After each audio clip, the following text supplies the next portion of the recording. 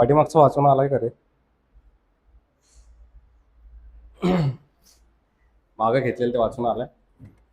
नाही.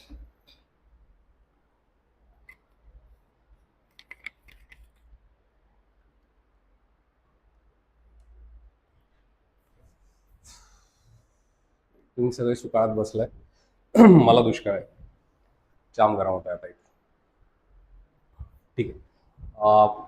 काय घेतलं होतं लास्ट टाइम?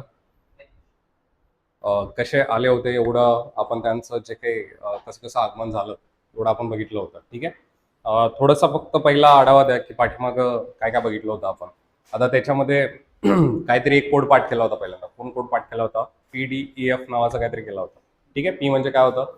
पोर्तुगीज. ठीक आहे. त्याच्यानंतर डी म्हणजे डच, ई म्हणजे इंग्रज. ठीक आहे. आणि एफ म्हणजे फ्रेंच. ठीक आहे. आता हे सगळं बघत असताना आपण त्याच्यामध्ये बघितलं की दोघ जण हे कधी यातली भांडलेले नाहीयेत. कोण भांडलं नव्हतं?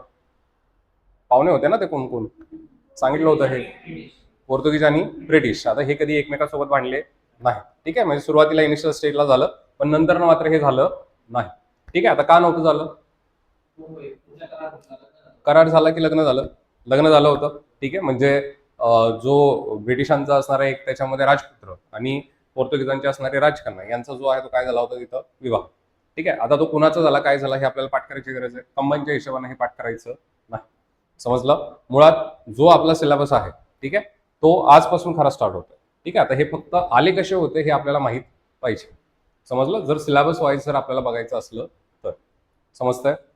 कळतंय? ठीक आहे. आता याच्या पुढचा जो भाग आपण बघणार होतो त्याच्यामध्ये एका पॉईंटला येऊन आपण थांबलो होतो. ठीक आहे. म्हणजे सगळ्यात पहिल्यांदा कोण आले होते आपल्या इथं किंवा भारताला शोधायला त्या ठिकाणी कोण निघालं होतं सगळ्यात पहिल्यांदा? कोण? बोर्थिलिनो डायस निघाला होता. ठीक आहे. आता बोर्थिलिनो डायस निघाला, पण कुठपर्यंत थांबला हा? केप ऑफ गुड होप पर्यंत येऊन थांबला. ठीक आहे. म्हणजे आफ्रिकेच्या टोकापर्यंत येऊन थांबला. ठीक आहे. त्या दिवशी मी तुम्हाला सांगितलं होतं हे. ठीक आहे. त्याच्यानंतर त्याच्या पाठोपाठ कोण निघाला होता? कोलंबस. ठीक आहे. आता कोलंबसनं फक्त काय केलं? म्हणजे त्याला टर्न घ्यायचा होता, ज्या मार्गाने तुमचा पोर्तुगीज डायस गेला होता त्याच्याबरोबर अपोजिट यानं टर्न मारला आणि हा कुठं पोहोचला? साऊथ अमेरिकेला पोहोचला होता किंवा दक्षिण अमेरिकेमध्ये पोहोचला. ठीक आहे. आता तिथं गेल्यानंतर त्यांना पाठीमागे येऊन राणीला काय सांगितलं होतं? मला काय सापडलंय? भारतच सापडलाय असं सांगितलं होतं. अमेरिका म्हटलं होतं का तो? नाही. ठीक आहे. पण त्याच मार्गाने अजून कोण गेला पाठीमागं? अमेरिगो वेस्पुसी नावाचा कोणतरी होता की जो तिथं जाऊन पोहोचला. त्यानं मात्र सांगितलं की हा भारत नाहीये. समजलं? ठीक आहे. आता त्याच्यानंतर मग हळूहळू जे आहे ते आपण भारतामध्ये सगळ्यात पहिल्यांदा येणारा जो होता त्याचं नाव काय होतं? Vasco the gamma. हा कधी आला होता? 1498 मध्ये 1498ला जो आहे तो हा काय झाला होता? भारतामध्ये आला होता. समजलं? आता हा 1498ला ज्यावेळेला भारतामध्ये आला त्यावेळेला सगळ्यात पहिल्यांदा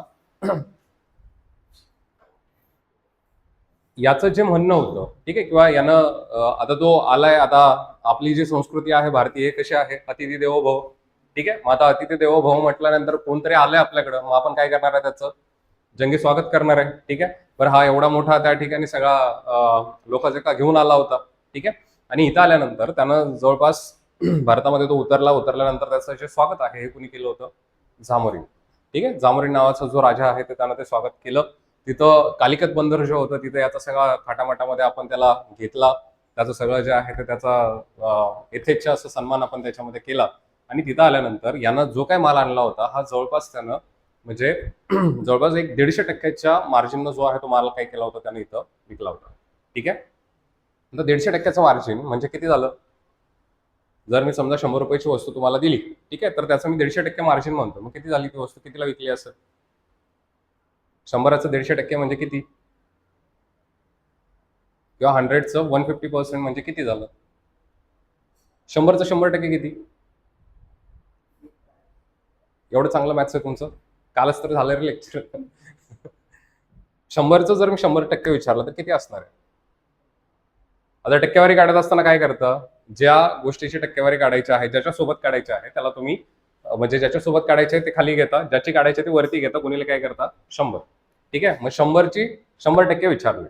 ठीक आहे. म्हणजे बेसला पण काय येणार आहे? 100. वरती पण काय येणार आहे? 100. आणि गुणिले पण काय येणार आहे? 100. 100ला 100 काय झालं? कट झालं. ठीक आहे. आणि इकडे 100 म्हणजे 100 फक्त व्हॅल्यू राहिली. ठीक आहे. म्हणजे याचा अर्थ 100च्या पुढचंच उत्तर असणार आहे ना. मग 100चं 150% म्हणजे किती झालं? 150 रुपये. ठीक आहे. म्हणजे जी वस्तू त्यानं 100 रुपयाची इथं आणली होती ती विकली कितीला होती इथं 250 रुपयाला. समजलं. मग जर एवढा बाजारभाव जर मिळत असेल तर तो इथनं जाणार होता का? तो त्यावेळेला रिटर्न गेला. त्याला माहित होतं की आता आपलं सगळं जे आहे ते काय होणार आहे, इथं खपणार आहे. समजलं. आणि त्याच्यामुळं मग त्याच्या डोक्यामध्ये पहिल्यांदा आलं होतं, कारण ह्यांनी पूर्ण जगामध्ये आता वसाहती स्थापन करायला सुरुवात केली होती. याचं कारण पण मी तुम्हाला सांगितलं की सुरुवातीला त्यांच्या इकडं म्हणजे ज्याला 15वे शतक आपण सांगतो, म्हणजे 1458च्या दरम्यानच्या आहे ते इंग्लंडमध्ये पहिल्यांदा कशाचा शोध लागला होता? कारखान्याचा. समजलं. आणि तिथून पुढं ही कारखानदारी जी आहे ते आपल्याला चालू झालेली बघायला मिळते. समजलं. आणि त्या कारखान्यासाठी मग कुठेतरी हा कच्चा माल शोधायचा, म्हणून हे सगळे युरोपियन काय झाले होते, बाहेर पडले होते. ठीक आहे. आता हा सगळा आपला लेक्चर झालेला आहे. ठीक आहे. ज्यांचं मिस झालं होतं त्यांनी जा पहिला लेक्चर त्याच्यामध्ये बघून घ्या, त्याच्यानंतर मग हे कंटिन्यू होईल. ठीक आहे. आता तिथून पुढं ज्यावेळेला हा सगळा सत्ता संघर्ष आपण बघतो त्यावेळेला त्याच्यामध्ये पहिल्यांदा पोर्तुगीज आले. ठीक आहे. पोर्तुगीजांनंतर कोण आले होते? डचानंतर कोण आले होते? इंग्रज.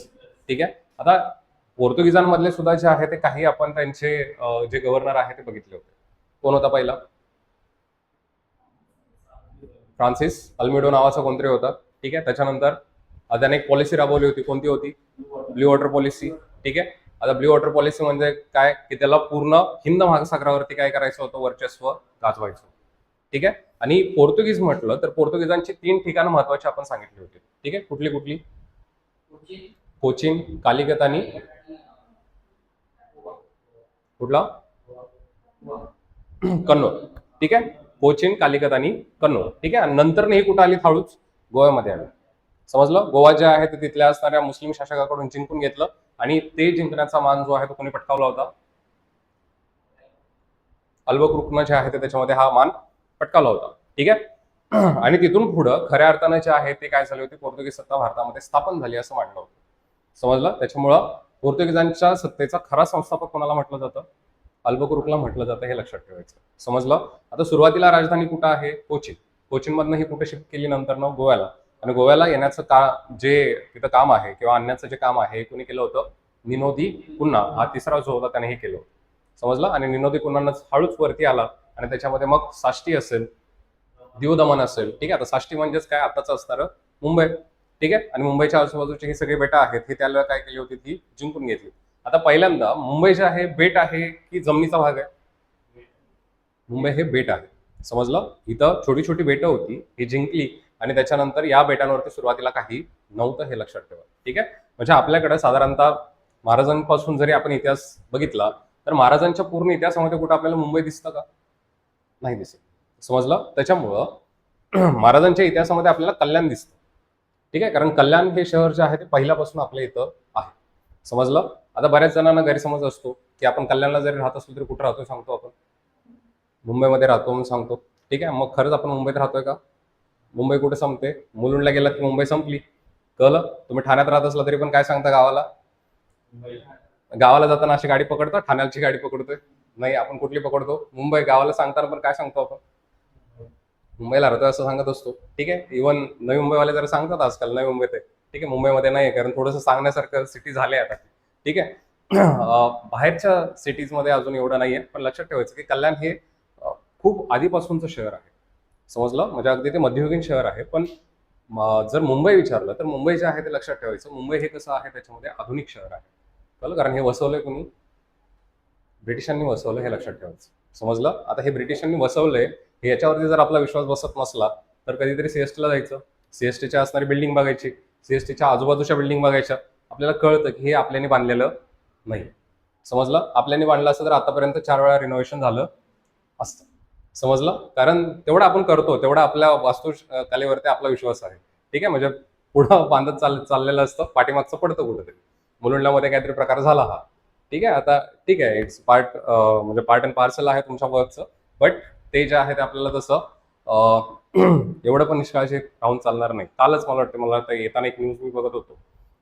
बिहारमध्ये गंगा नदीवरचा एक पूल बांधलाय आत्ताच. ठीक आहे. आणि तो वाहून गेलो. ठीक आहे. म्हणजे असं बांधायचं आणि असं वाहून जातं. ठीक आहे. सो अशी तरी वास्तुकला जी आहे ती आपली त्यावेळेला नव्हती. ठीक आहे. त्यांची वास्तुकला ही आपल्यापेक्षा चांगलीच होती, हे आपण मान्य केलं पाहिजे. ठीक आहे. आज तुम्ही गावाला वगैरे जात असाल, गावी गेल्यानंतर सुद्धा काही पूल होते.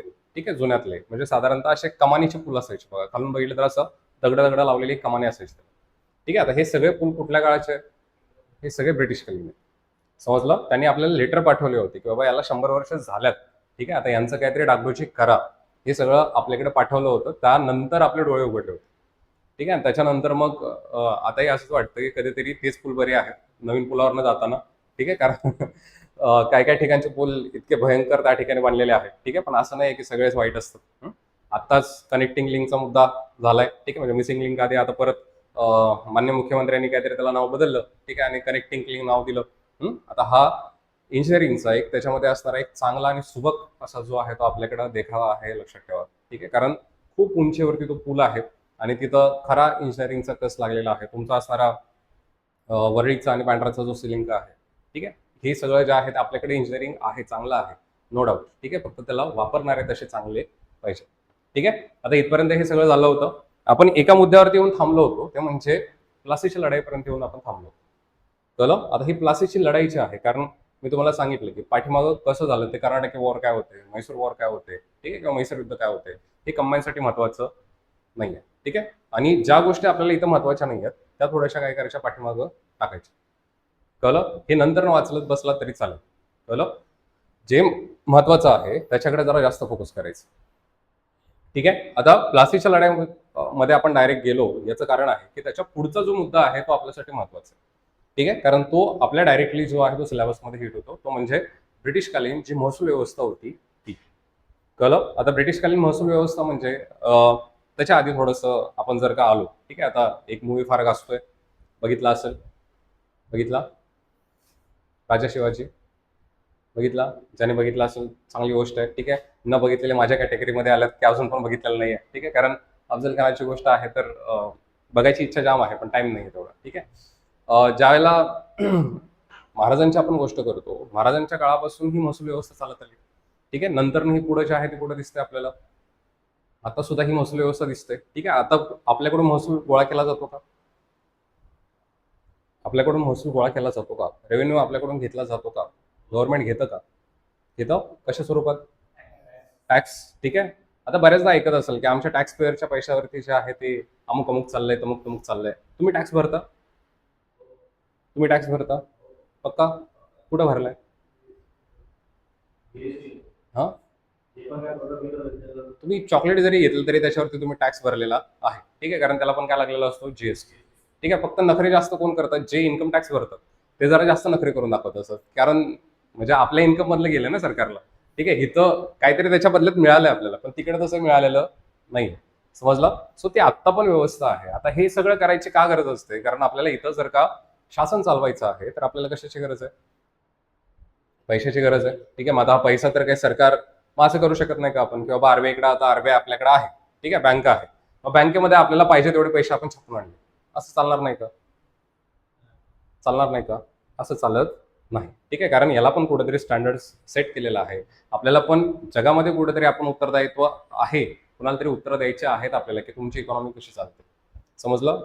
म्हणजे आज आणखी एक न्यूज आहे आजची, की बाबा जो रुपयाच्या बदल्यामध्ये जो आपला असणारा म्हणजे डॉलरच्या बदल्यामध्ये असणारा आपला रुपया जो आहे तो आज सगळ्यात नीचांकी खाली पडला. ठीक आहे. कितीला पडलाय? जवळपास 95 रुपये आपले, म्हणजे त्यांचा $1 झाला. समजलं? म्हणजे एवढ्या खाली पडलाय. ठीक आहे. सो ही जी व्यवस्था आहे हे सगळं चालवण्यामध्ये मग कुठंतरी तो असणारा आंतरराष्ट्रीय गोष्टींचा पण त्याच्यामध्ये काहीतरी रोल असतो, हे लक्षात ठेवायचं. त्याच्यामुळे ती तर गोष्ट आपण करू शकत नाही. ठीक आहे. जाऊ दे, इकॉनॉमिक्सचा पार्ट आपण बाजूला असतो, आपल्या पार्टमध्ये बाबा. ठीक आहे. आता इथं जी जमीन महसूल व्यवस्था बघायची आहे, कारण हा सगळा जो महसूल गोळा करण्याची जी पद्धत आहे ही कुठेतरी इतिहासामध्ये पण झाली होती. कळलं? मग या ऐतिहासिक पद्धतीपासून ते आतापर्यंत आपण कशा आलेलो आहोत, आणि इथून पुढे पण आपल्याला त्याचा कुठेतरी वापर होणार आहे. कारण काही जण आपल्यातले कुठे जाणार आहेत? एसट्या होणार आहेत, होणार आहेत ना. ठीक आहे. मग राज्य जे काय महसूल असेल त्या राज्य महसुलामध्ये तुमचा पण काहीतरी वाटा असणार आहे त्यात. मग ह्या पण गोष्टी आपल्याला कळल्या पाहिजेत. पाठीमाग काय होत्या, तिथं त्याला विरोध का झाला, आणि आता आपल्याला हे का गोष्ट करायची आहे. ठीक आहे. आपण ज्या गोष्टी करतोय त्या करत असताना मग त्या गोष्टी ज्या आहेत त्या कुठेतरी समाजावरती बंधनकारक किंवा लादल्या असं वाटलं नाही पाहिजे. या सगळ्या गोष्टींचा आपल्याला आढावा असला पाहिजे, म्हणून ह्या गोष्टी आपल्याला शिकायच्या आहेत. ठीक आहे. समजलं? आता दोन गोष्टी महत्वाच्या लक्षात ठेवायच्या आहे, की भारतामध्ये ज्यावेळेला हे इंग्रज आले त्यावेळेला यांनी पाय रोवायला सुरुवात केली होती मद्रास कुठे. ठीक आहे. आता जस्ट इमॅजिन करू शकता की मद्रास कुठं आहे. ठीक आहे. की दाखवू मद्रास कुठं आहे? एवढं माहिती आहे ना? चेन्नई माहिती आहे ना कुठे आहे? ठीक आहे. मॅच आहे आज त्यांची. काही जण फॅन असतील आपले. ठीक आहे. सो विशाखापट्टणम किंवा जे काही चेन्नईचा जो सगळा तमिळनाडूचा आंध्राचा जो भाग आहे याला काय म्हटलं जातं, मद्रास म्हटलं जातं. ठीक आहे. सो हा जो मद्रासचा भाग आहे या भागामध्ये पहिल्यांदा काय झाले होते, हे इंग्रज शिरले. ठीक आहे. आणि हे पहिल्यांदा सगळं जे आहे ते मद्रास जिंकून घेतलं. आणि हे जिंकून घेण्यासाठी त्यांचा एक अधिकारी त्या ठिकाणी महत्वाचा होता, तो म्हणजे कोण, रॉबर्ट क्लाइव्ह.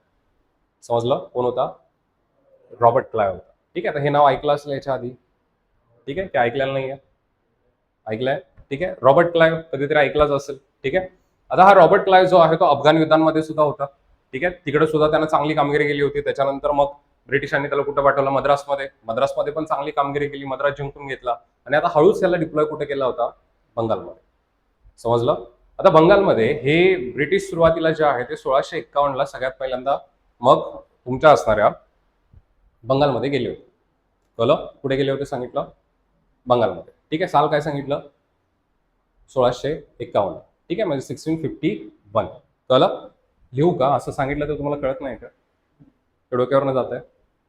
साल लिहू का, अरे सांगा मला तसं, नाहीतर मग स्टोरी टाईप चालले तर स्टोरी टाईपच चालू द्या. तुम्ही सांगत असाल किंवा नाही थोडं थोडंसं लिहित चला, मग आम्हाला ते कनेक्ट करता येईल, असं काय आहे का. हो नाही, खाल्लेलं नाही आहे, खाल्लंय ना, खाल्लंय ना, मग आवाज काढा की जरा मोठा. काय करायचं, चालू दे, असं चालतंय. हा ठीक.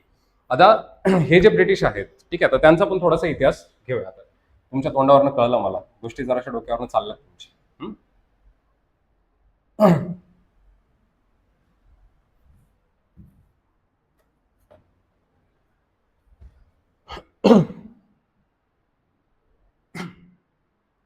सगळ्यात पहिला जो त्या ठिकाणी इंग्रज आला होता त्याचं नाव होतं सर जॉन मिल्टन हॉल.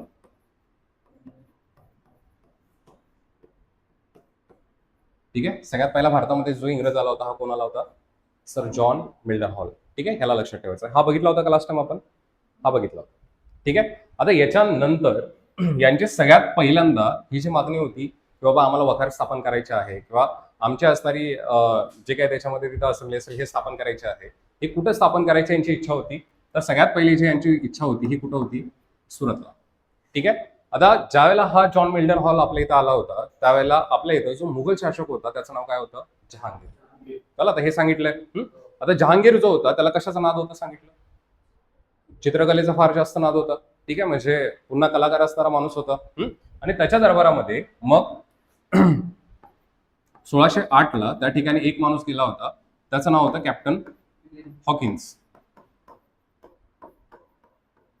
ठीक आहे. सगळ्यात पहिल्यांदा जो त्याच्या दरबारात गेला होता हा कोण होता, कॅप्टन हॉकिन्स. ठीक आहे.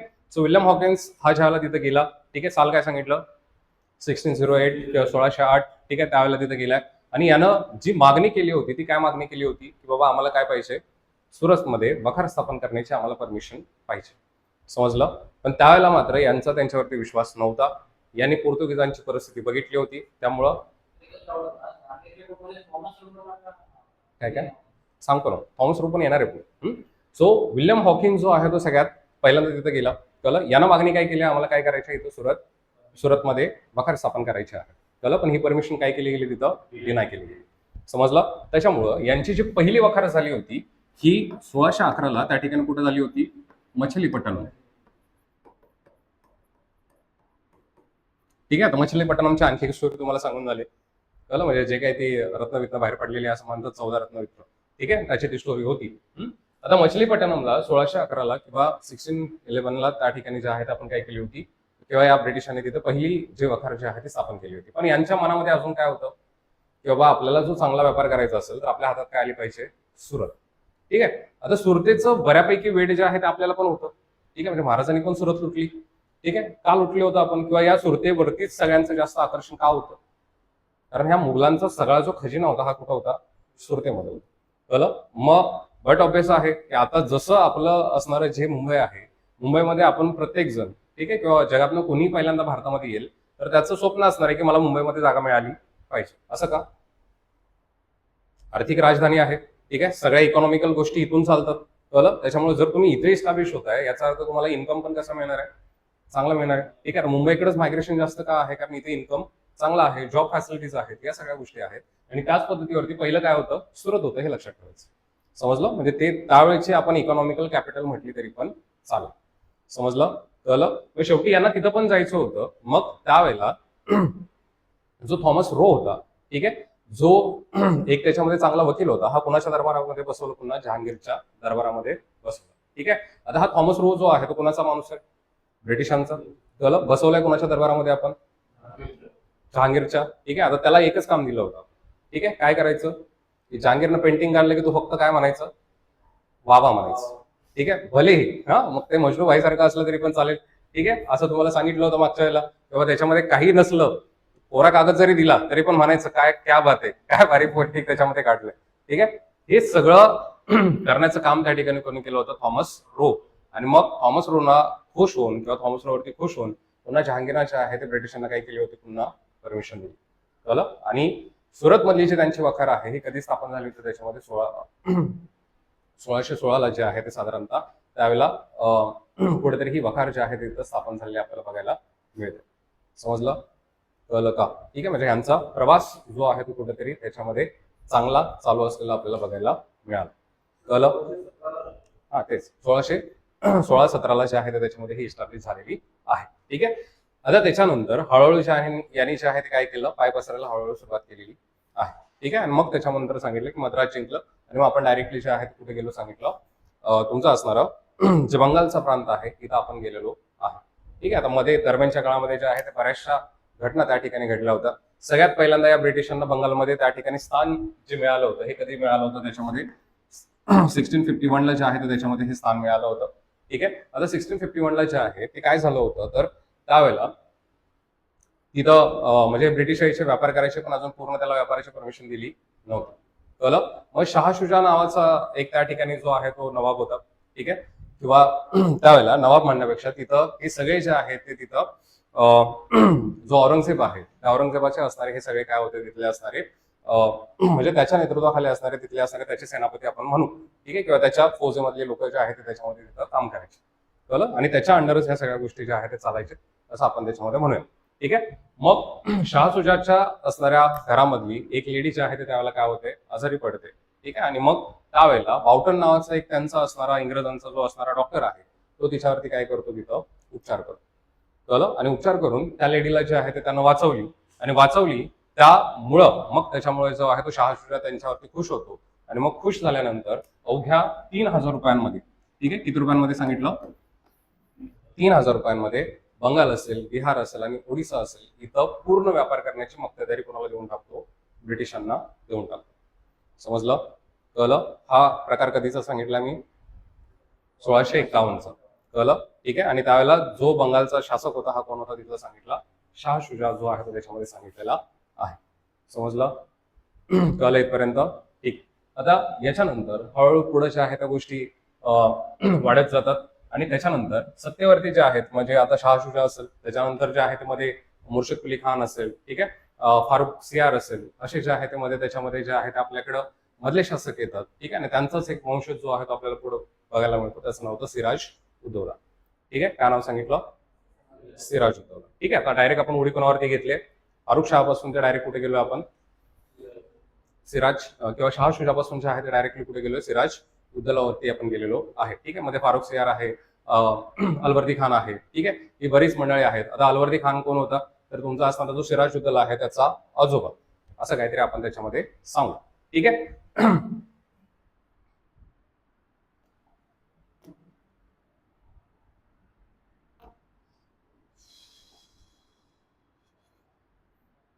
इथपर्यंत समजलंय का, सांगत कळालंय?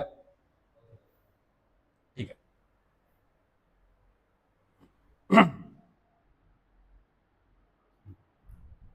आता या ज्या काही गोष्टी आहेत त्या फक्त तुम्हाला कळण्यासाठी आहेत, ते तुम्हाला नंतर पाठवून देईल. ठीक आहे.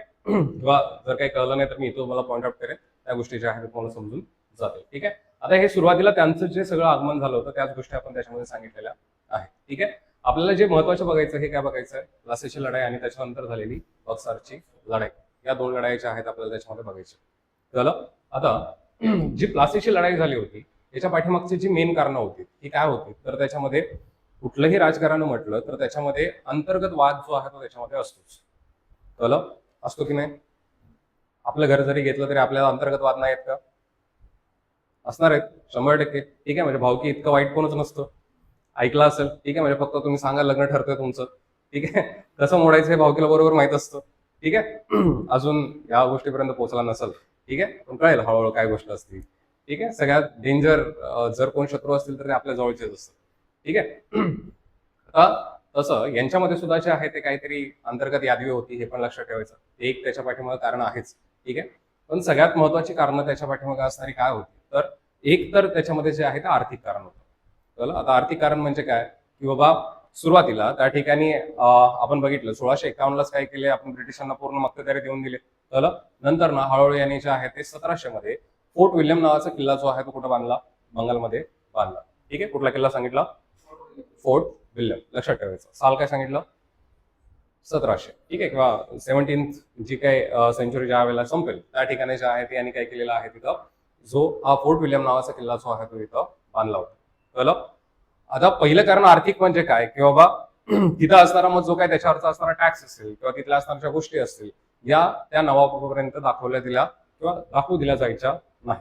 समजलं? त्याच्यातनं हळूहळू राग कोणाला यायला लागला होता, आता हा सिराजुद्दौलाला हा एक राग होता की बाबा हे जे काय यांचा व्यापार चालला हा सगळा आम्हाला पारदर्शकपणे दाखवलं जात नाहीये.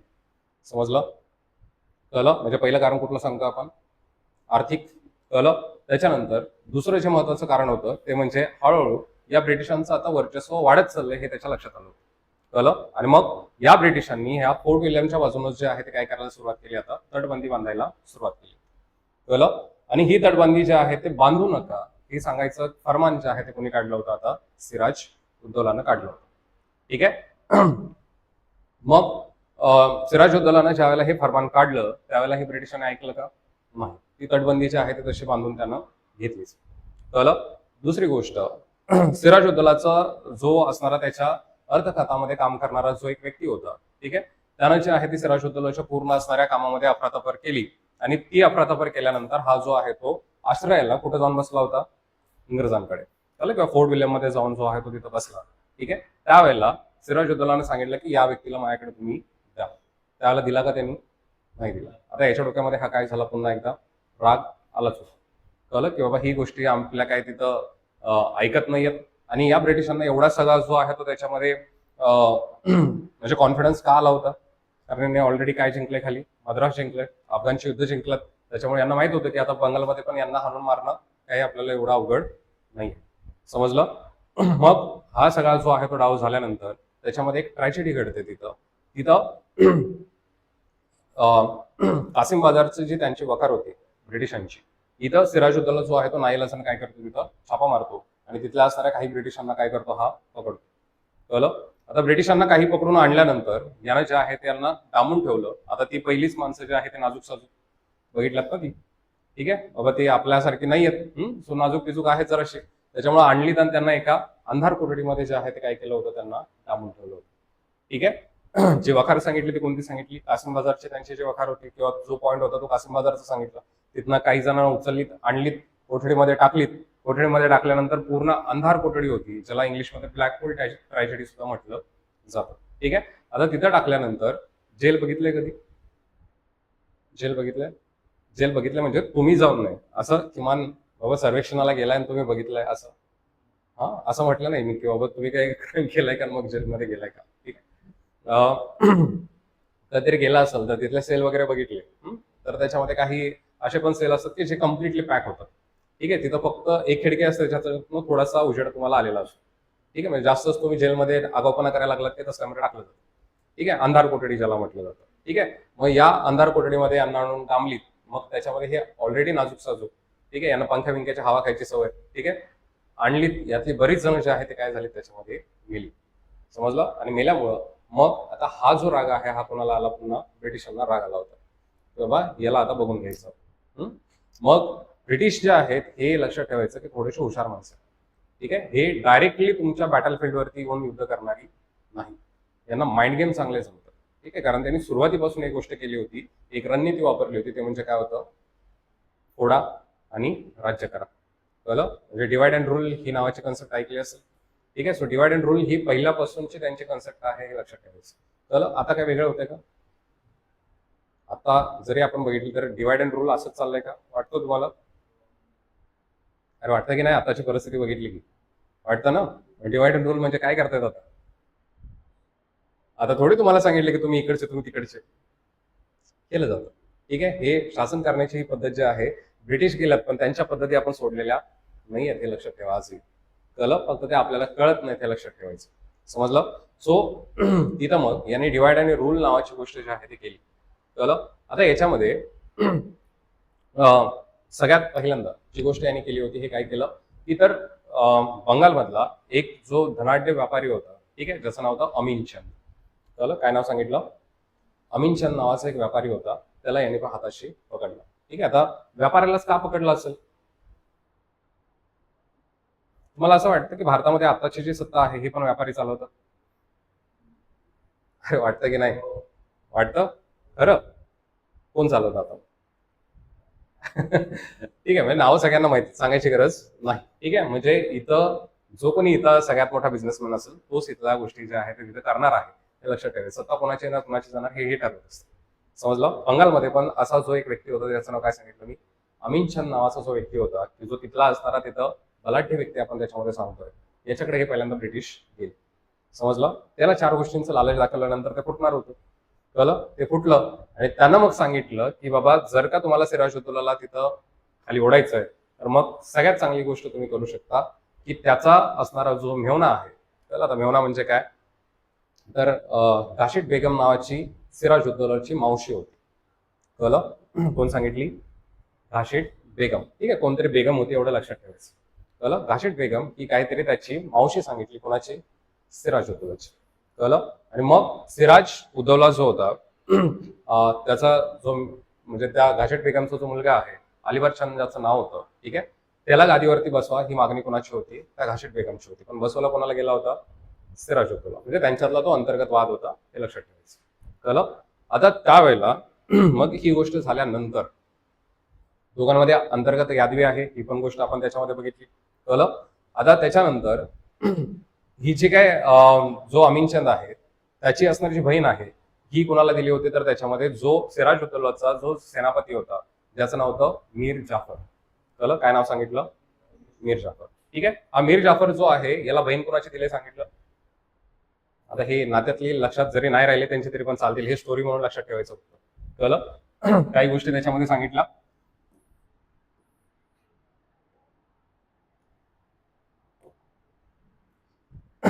एक जो व्यक्ती घेतलाय आपण, हा कोण घेतलाय? सिराजुद्दौला नावाचा कोणतरी घेतलाय. ठीक आहे. याची मावशी सांगितली होती. कोण सांगितलं? काशीद बेगम नावाची कोणतरी. ठीक आहे. हिचा असणारा जो मुलगा एक आहे, त्याचं नाव काय होतं? अलिवर जंग नावाचा काहीतरी मुलगा आहे.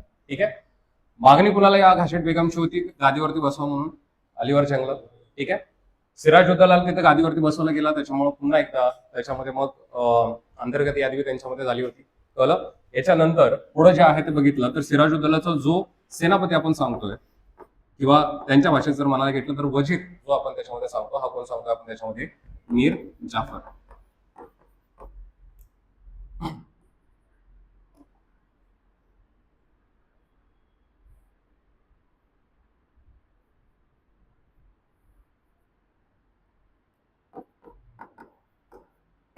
ठीक आहे. हा जो मीर जाफर आहे, याला जी बहीण दिली होती, कोणाची दिली होती? अलिवर जंगची. कळलं? ऑलरेडी यांच्यामध्ये यादवी आहे. समजलं? ठीक आहे. आता अलिवर जंगची जी बहीण आहे ती कोणाला दिली? मीर जाफरला. ठीक आहे. यांच्यामध्ये अजून एक त्याच्यामध्ये कॅरेक्टर सांगितलं होतं, हे कोण सांगितलं होतं? अमीनचंद नावाचा कोणतरी जो आहे तो त्याच्यामध्ये सांगितला होता. ठीक आहे. जो कोण सांगितला आपण? बंगालचा व्यापारी. ठीक आहे. तिथला असणारा बिझनेसमॅन जो आहे तो त्याच्यामध्ये सांगितलं. ठीक आहे. याच्या मदतीने यानं सांगितलं की बाबा, तुम्ही जो आहे तो कोणाला फॉर करू शकता? जो मीर जाफर आहे याला तुम्ही फॉर करू शकता. ठीक आहे. आता कसं फॉर करणार होतो? ही गोष्ट कोणाकडे जाणार होती? डायरेक्टली घाशीट बेगमकडे जाणार होती. का? कारण तिची मुलगीच कोणाला दिली? या मीर जाफरला दिले. समजलं? आता मग यांचं जे आहे ते त्याच्यामध्ये चांगलं नातं असणार आहे. कळलं? मग डायरेक्टली आपण कोणाकडे जाणार आहे? मीर बेगम. ठीक आहे. जे काय त्याच्यामध्ये बेगम असेल त्याच्याकडे जाऊ. ठीक आहे. बेगम कडून कुणाकडे जाणार आहे? मीर जाफरच्या बायकोकडे. ठीक आहे. आणि बायकोच्या पुढे हा जाणार आहे का? म्हणजे असं जरी बघितलं तरी पण हा जाणार नव्हता. समजलं. त्याच्यामुळे जो आपण फोडला, हा कोणाला फोडला होता? ब्रिटिशांनी मीर जाफरला जो आहे तो फोडला होता, हे लक्षात ठेवायचं. समजलं? कळलं? मीर जाफरला फोडल्यानंतर सिराजउद्दौलाला ही गोष्ट त्यापर्यंत माहित नाहीये की बाबा मीर जाफर आपला फुटलेला आहे. ठीक आहे. आणि हा मीर जाफर म्हणजेच त्याचा आपण कोण सांगतोय? वजीर. कळलं? आता वजिराचं काय महत्व असतं हे वेगळं सांगायची गरज आहे का आपल्याला? नाही. कधीतरी चेस खेळायला असेल, चेसमध्ये किंग पेक्षा पण जास्त जो पॉवर असतो हा कोणाकडे असतो? वजिराला. त्या ठिकाणी जो आहे तो पॉवर जास्त दिलेला आहे. ठीक आहे. आता हा सगळं जे सेना आहे हे कुणाच्या अंडर आहे? मीर जाफरच्या अंडरच आहे असं म्हणून चालतं. ठीक आहे. मग ज्या वेळेला हा दिवस उजाडला प्लासीच्या लढाईचा, त्याला त्या ठिकाणी लक्षात ठेवायचं की बाबा लढाई होणार आहे. सगळं सैन्य जे आहे ते कुठं आलंय? आता रणांगणावरती आलंय. ब्रिटिश एका साईडनं दिसत आहेत, एका साईडनं जे आहे ते तिथं हे सिराजउद्दौलाचं युद्ध दिसतंय किंवा सैन्य आलेलं सगळं दिसतंय आणि भीषण युद्ध होणार. तोपर्यंत मीर जाफरनं सांगितलं की मी लढाई करणार नाही.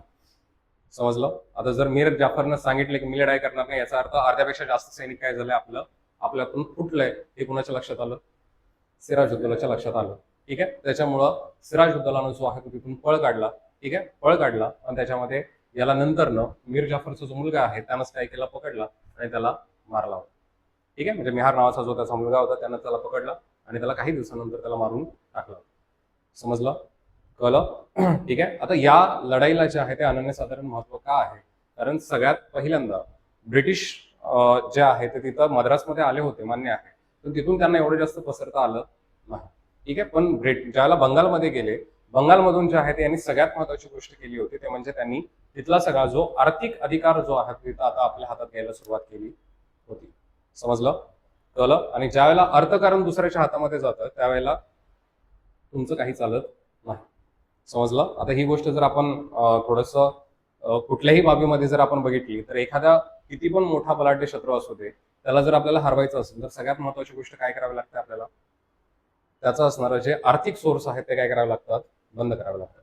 समजलं? पहिल्या काळामध्ये किल्ल्यांना वेढे दिले जायचे, माहित आहे का? असं बरं वाटायचं का की बाबा नाही 2-2.5 वर्ष तिथं खाली जाऊन बसूया, ते कधीतरी खाली येईल असं वाट बघायची. मग का वेढे दिले जायचे?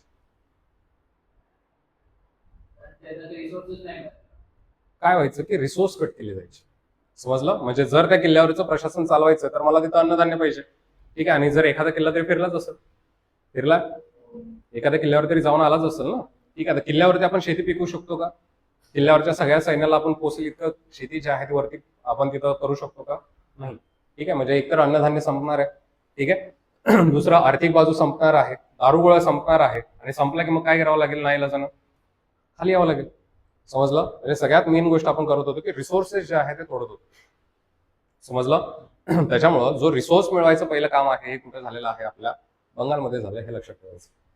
कळलं? आणि तिथून त्या खऱ्या अर्थाने जे आहे ते ही सत्ता मग तिथं पुढे चाललेली आपल्याला बघायला मिळते. कळलं? आता हे सगळं झाल्यानंतर किंवा प्लासीची लढाई झाली, सगळं मान्य आहे. ठीक आहे. आपण सत्तेवरती कुणाला नेऊन बसवलं? मग मीर जाफरला तिथं नवाब म्हणून बसवला. नवा नवाब आपण तिथं अपॉइंट केलेला आहे, त्याचं नाव काय होतं? मीर जाफर. ठीक आहे. आता मीर जाफरला बसवला, पण नंतर ना हळूहळू एक गोष्ट व्हायला लागली की इंग्रजांची जी असणारी आर्थिक मागणी आहे हा मीर जाफर त्याच्यामध्ये कम्प्लीट करू शकला नाही. ठीक आहे. मग इथं पण जो आहे तो कोणाचा आधार घेतला होता? कुठल्याच तरी जावयाचाच आधार घेतला होता. ठीक आहे. मग शेवटी याला बाजूला करायला पण आधार कोणाचा घेतला? याच्या असणाऱ्या जावयाचा आधार जो आहे तिथे घेतला होता, ज्याचं नाव होतं मीर कासिम. समजलं? काय नाव सांगितलं? मीर कासिम. समजलं? म्हणजे मीर जाफर नंतर जो सत्तेवरती आला त्याचं नाव काय होतं? मीर कासिम होतं, हे लक्षात ठेवायचं. समजलं? कळलं? म्हणजे पहिल्यांदा जो आहे तो कोण दिसतोय? सिराजउद्दौला. सिराजउद्दौला नंतर कोण आलेला आहे? मीर जाफर. ठीक आहे. म्हणजे तिथं लक्षात ठेवायचं हे 1757 ला ही गोष्ट घडली होती. ठीक आहे. मग 1757 ची जी गोष्ट आहे त्याच्यामध्ये आपण सगळ्यात पहिल्यांदा कोणाला बसवलंय? मीर जाफर. आणि लगेच 1-1.5 वर्षामध्ये याला चेंज केला जातो आणि याच्या जागी जो आहे तो कोण आणला जातो? पुन्हा मीर कासिम आणला जातो. ठीक आहे. आता मीर कासिम हा जो आहे तो लक्षात ठेवायचं, हा जावई आहे कुणाचा? मीर जाफरचा. कळलं? आता ज्यावेळेला मीर कासिम सुरुवातीला सत्तेवरती बसला त्यावेळेला ब्रिटिशांना वाटलं की हा आपल्या सगळ्या मागण्या काय करेल? पूर्ण करेल. कळलं? पण मीर कासिमनं त्या ठिकाणी ब्रिटिशांवरती अजून मग कडक जाचक बंधनं लादायला काय केली? सुरुवात केली. मग हा चालणार होता का? पुन्हा चालणार होता का? नाही. ठीक आहे, म्हणजे त्यानं सरळ सांगितलं की जरी तुमचा माल आला तरी पण तुम्हाला इथं जकात करामध्ये माफी दिली जाणार नाही. समजलं? आता जकात कर म्हणजे काय? जीएसटी यायच्या आधी मुलुंड असेल, ठीक आहे, तर त्यावेळेला तुम्हाला ही गोष्ट माहित नसेल कदाचित, ठीक आहे, किंवा ऐकले असेल तर बघा, चेक नाके होते मुंबईत आतमध्ये यायला, माहित आहे ना, तसा मुलुंडला होता पहिला. ठीक आहे, मुलुंड चेक नाका आजही पॉईंट आहे. ठीक आहे, गावाकडनं वगैरे आपण येतो त्यावेळेला तिथला पॉईंट असतो. ठीक आहे, किंवा उतरायचा एक पॉईंट आहे. ठीक आहे, आता चेक नाका याचा अर्थ काय की बाबा जर मुंबईमध्ये एखादी गोष्ट मला घेऊन यायची आहे तर त्याच्यावरती मुंबई महानगरपालिकेचा काहीतरी काय होणार आहे, एक्स्ट्रा कर लागणार आहे. समजलं? त्यालाच काय म्हटलं जायचं, जकात किंवा चेक नाका म्हटलं. म्हणजे चेक नाक्यावरती ती जकात घेतली जायची. समजलं? जकात काय असते कळलं? कळलं? हा आपला वर्ड नाही आहे, हा यांच्याकडनंच आपण घेतलं. समजलं? मग याच्या असणाऱ्या बंगालमध्ये जर का ब्रिटिश काहीतरी माल घेऊन येत आहेत तर त्याच्यावरती पहिल्यांदा टॅक्स फ्री होतं, हे नंतर यांनी काय केलं, जकात चालू केली. आता जकात चालू केल्यावरती हे त्यांना चालणार होतं का? हे त्यांना चालणार नव्हतं. त्याच्यामुळं मग जो असणारा मीर कासिम जो आहे त्याला सुद्धा पुन्हा बदलला आणि त्याच्या जागी पुन्हा कोणाला आणून बसवला, मीर जाफरलाच पुन्हा एकदा बसवलं. समजलं? कळलं? म्हणजे बाबा पहिलं होतं तेच बरं होतं, आताच हे काय बरं नाही, म्हणून याला पुन्हा तिथनं घालवलं आणि याच्या असणाऱ्या पुन्हा सासऱ्याला बसवलं, ज्याचं नाव काय होतं, मीर जाफर. समजलं? समजलं इथपर्यंत? हा, नाही नाही, मीर जाफरला मारला नाही ना, मीर कासिमला मारलाय. ठीक आहे, आता इथे युद्धच झाली नाही कारण मीर जाफरनं थोडीशी मदत केलीच होती ना ब्रिटिशांना. ठीक आहे, फक्त ऐकत नाही म्हणून कुणाला बसवला, मीर कासिम. पण मीर कासिमला बसवल्यानंतर ते त्याच्या पुढचं निघलं. ठीक आहे, यानं किमान किमान तुमच्या असं म्हणजे इंग्रजांच्या मालावरती जकात तरी बसवली नव्हती. ठीक आहे, पण मीर कासिम जसा आला तसं यानं काय केलं, इंग्रजांच्या मालावरती सुद्धा त्यानं जकात लावली की नाही बाबा आपल्याला इथं जकात पाहिजे, कर आल्याशिवाय तुमचं पण इथं चालणार नाही. कळलं? मग आता परत ब्रिटिशांनी काय केलं, पुन्हा सत्तांतरण केलं. कळलं? आणि सत्तांतर करून कुणाला बसवलं, मीर जाफरला जो आहे तो पुन्हा बसवला. कळलं? क्रम कळलाय? ठीक आहे, सगळ्यात पहिल्यांदा कोण होता, सिराजुद्दौला. सिराजुद्दौला नंतर कोण आला, मीर जाफर. ठीक आहे, मीर जाफर नंतर कोण आला, मीर कासिम जो आहे तो त्याच्यामध्ये आलेला आहे. समजलं? कळालं का? इथपर्यंत क्लिअर आहे? ठीक आहे, आता मीर कासिमला आपण पुन्हा काय केलाय, काढलाय आणि परत कोणाला बसवलाय, आता मीर जाफरला बसवलेला आहे. ठीक आहे, आता हे मीर कासिम थोडंसं आपल्यासारखं होतं. ठीक आहे, याला वाईट गोष्टी पटत नव्हत्या. ठीक आहे, मग हे काय केलं, यानं जे आहे ते तिथं पुन्हा 2-3 वर्ष बघितलं की या इंग्रजांना आपण कसं हरवू शकतो. कळलं? ठीक आहे, तर या लढाईमध्ये जर आपण बघितलं तर इंग्रजांकडून जो लढलेला अधिकारी होता त्याचं नाव काय होतं, रॉबर्ट क्लाइव्ह होतं. ठीक आहे, जे सगळ्यात सुरुवातीला सांगितलं होतं. समजलं? आता त्यानं ऍक्च्युअलमध्ये लढाई केली का, त्यानं तलवारीची लढाई केली नाही, कारण डोक्याची लढाई केली होती. ठीक आहे, त्यांना डायरेक्टली फोडला कोणाला होतं सांगितलं मी, सिराजुद्दौलाचा जो जो वजीर आहे, ठीक आहे, ज्याचं नाव काय होतं, मीर जाफर. ठीक आहे, कुणाच्या मदतीनं फोडला होता, अमीनचंद जो एक धनाढ्य तिथला व्यापारी होता त्याच्या मदतीने याला फोडला होता, हे लक्षात ठेवायचं. समजलं? कळलं? ठीक आहे, आता ही आर्थिक बाजूवरती सगळी कारणं चाललेली आहेत हे लक्षात ठेवायचं. ठीक आहे, आज इराण आणि इस्रायलचं युद्ध चालू आहे. ठीक आहे, का चाललंय, का चाललंय, काय बाबा एकमेकाचे बाण दाबले म्हणून असं काय नाही ना. ठीक आहे, आता हे सगळ्यात मोठी लढाई लक्षात ठेवायचं, इस्रायलच्या अडानं कोण करतंय, अमेरिका करते. समजलं? आता हे अमेरिका का करते, कारण ज्या काही अमेरिकन कंपन्या आहेत ज्या आज इराणमध्ये आहेत, ठीक आहे, म्हणजे ऑइल कंपनीज, आता ऑइल बिझनेस जो आहे, म्हणजे असं म्हटलं जातं की जगामध्ये जर तुम्हाला व्यापार करायचा असेल तर 3 गोष्टींमध्ये जे आहे ते तुम्हाला चांगला गुंतवणूक करता आली पाहिजे. एक तर तुम्हाला ऑइलमध्ये चांगली गुंतवणूक करता आली पाहिजे, दुसरं मेटल्स. ठीक आहे, मेटल्समध्ये तुम्हाला चांगली गुंतवणूक करता आली पाहिजे, आणि तिसरा जो असेल तो ह्युमन रिसोर्स. ठीक आहे, या 3 गोष्टींमध्ये जर का तुमची चांगली डेव्हलपमेंट असेल तरच तुम्ही एखादी कंट्री जे आहे ते डेव्हलप बनू शकते, हे असं मानलं जातं. चला, आता हे जे ऑइल रिसोर्स आहेत, मग ऑइल खरंच इतकं महत्वाचं असतं का आपल्याला, खरंच महत्वाचं आहे का? का युद्ध कुठे चाललंय, इस्रायल आणि इराणचं चाललंय. कळलं?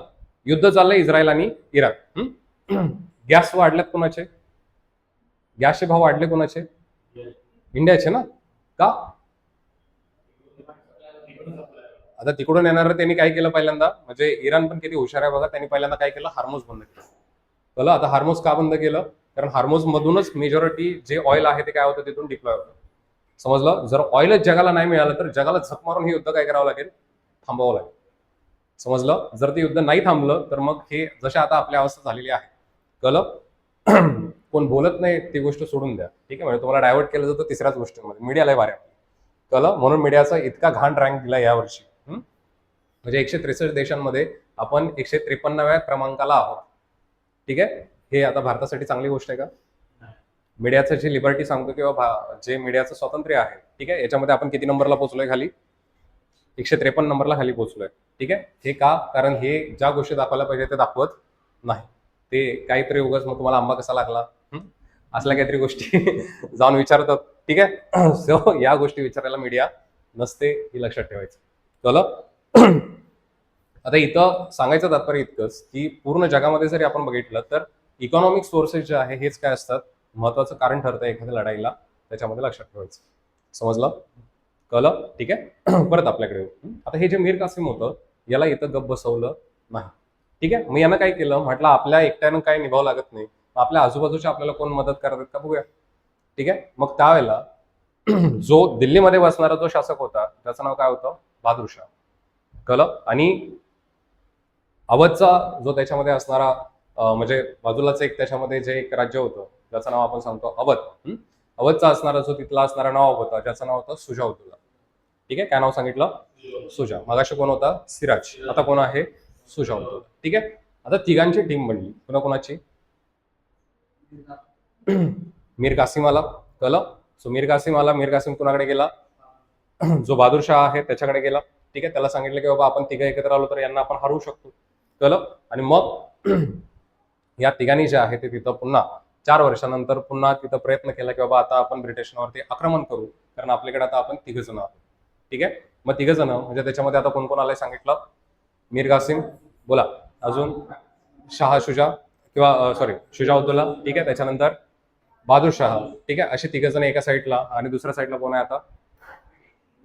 ब्रिटिश. ठीक आहे. आता ब्रिटिशांच्या बाजूनं मगाशी कोण लढला होता? Robert Clive. ठीक आहे. आता इथं जो लढतो त्या ठिकाणी त्याचं नाव काय होतं? थॉमस मनरो होतं. हे लक्षात ठेवायचं. सॉरी थॉमस नाही, हेक्टर मनरो. ठीक आहे. काय नाव लक्षात ठेवायचं? हेक्टर मनरो नावाचा ब्रिटिश अधिकारी जो आहे तो इथं आला होता. कळलं. मग हेक्टर मनरो आणि यांच्यामध्ये हे सगळं बॅटल घडलं. ठीक आहे. त्या बॅटलला जे आहे ते काय म्हटलं जातं? बक्सारची लढाई म्हटलं जातं. समजलं? कळलं. म्हणजे 2 लढाई ज्या आहेत आपण त्याच्यामध्ये बघितलेल्या आहेत. ठीक आहे. पहिली कुठली सांगितली? प्लासीची. ठीक आहे. आता प्लासीची लढाई थोडंसं तुम्हाला जेवढं महत्वाचं आहे तेवढंच त्याच्यामध्ये सांगून दिलं. मी आता पण सांगतोय, कंबाईंडला याच्यावरती काही जास्त विचारलं जात नाही. कळलं. हे जस्ट याच्यातनं एक गोष्ट पुढे घडलेली आहे ती आपल्याला त्याच्यामध्ये बघायची आहे आणि त्या गोष्टीपर्यंत पोहोचायचं म्हणून एवढा सगळा बॅकग्राऊंड बघावा लागलेला आहे. कळलं. जी दुसरी लढाई झाली त्या लढाईचं जे आहे ते त्याच्यामध्ये काय नाव सांगितलं? बक्सारची.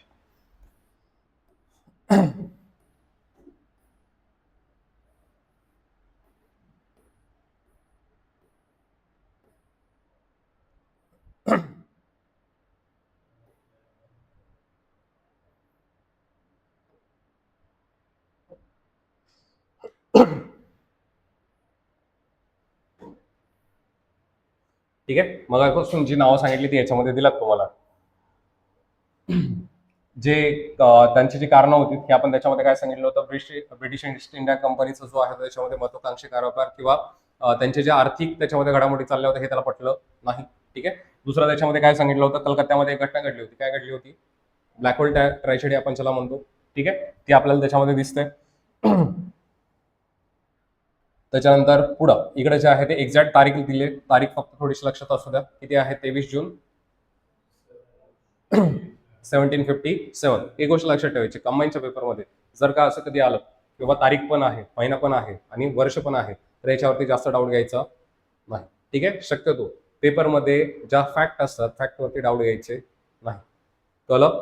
समजलं. ही सवय आतापासून लावायची.